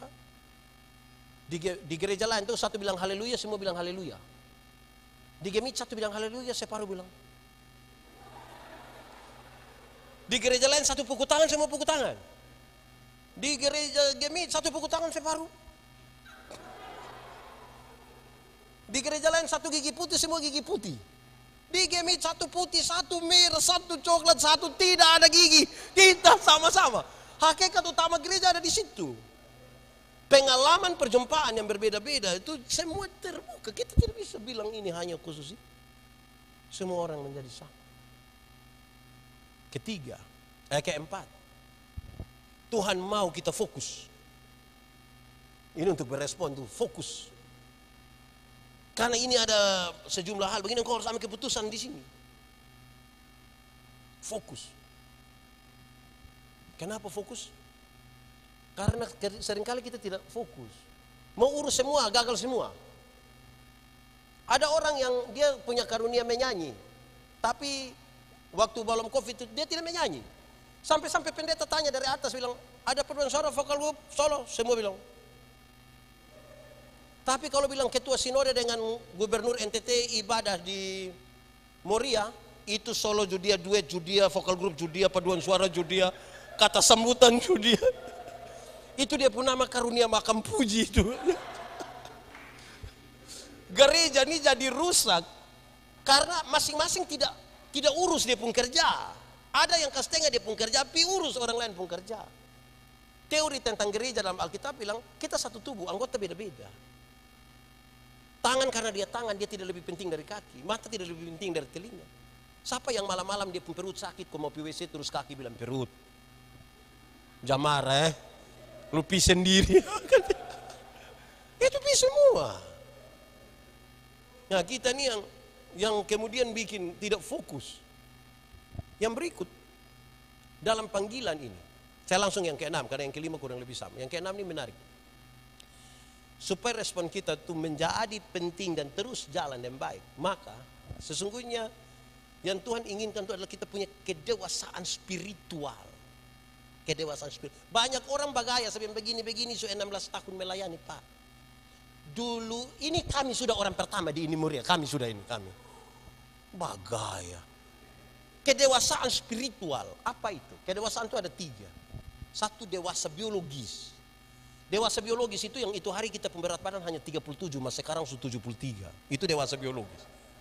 Itu hari kita pakai celana nomor 27 tidak ada masalah kan perut rata saja. Sekarang perut kayak ada 3, satu di sini, satu lagi. Itu dewasa biologis, siapapun bisa begitu, makan tidur, cocok gumuk. Kedua, dewasa psikologi. Dewasa psikologi tidak tergantung umur dan berat badan. Umur 40 tahun mau tukang tersinggung, sedikit-sedikit tersinggung, sedikit-sedikit tersinggung, sedikit-sedikit tersinggung. Tersinggung kok sedikit-sedikit. Nanti pas dia tersinggung terakhir orang bilang begini. "Shh." Karena dia umurnya dewasa tapi dia kayak anak-anak. Nah, ketiga kaitannya ini adalah dewasa iman. Ini saya pakai contoh saja. Ada anak umur 3 tahun. Jadi dewasa iman tidak tergantung berapa lama kita melayani, berapa lama kita dipanggil. Ada anak umur 3 tahun ada meja berat 10 kilo. Anak umur 3 tahun bisa pikul meja yang 10 kilo. Tidak bisa kan? 17 tahun kemudian itu anak umur 20 tahun. Dia bisa pikul meja yang 10 kilo? Ketika dia sudah 20 tahun dia bisa pikul meja yang 10 kilo? Bisa. Yang berubah anak atau meja? Itu dewasa iman, dewasa spiritual itu di situ. Tidak meminta beban menjadi ringan. Meminta bahu yang semakin kuat. Kan dia tahu kalau Tuhan izinkan ada masalah, Tuhan tahu dia pun kuat berapa. Karena itu orang dewasa spiritual tidak akan pernah meminta orang lain berubah. Tidak akan. Karena yang berubah itu harus apa? Kita ini terlalu batas sibuk suruh orang lain berubah. Sampai lupa kita yang berubah. Ini dia pun soal. Kedewasaan spiritual. Itu hal yang mestinya. Untuk kita lihat ini bagaimana merespon itu panggilan. Karena panggilan dia tidak terjadi sekali.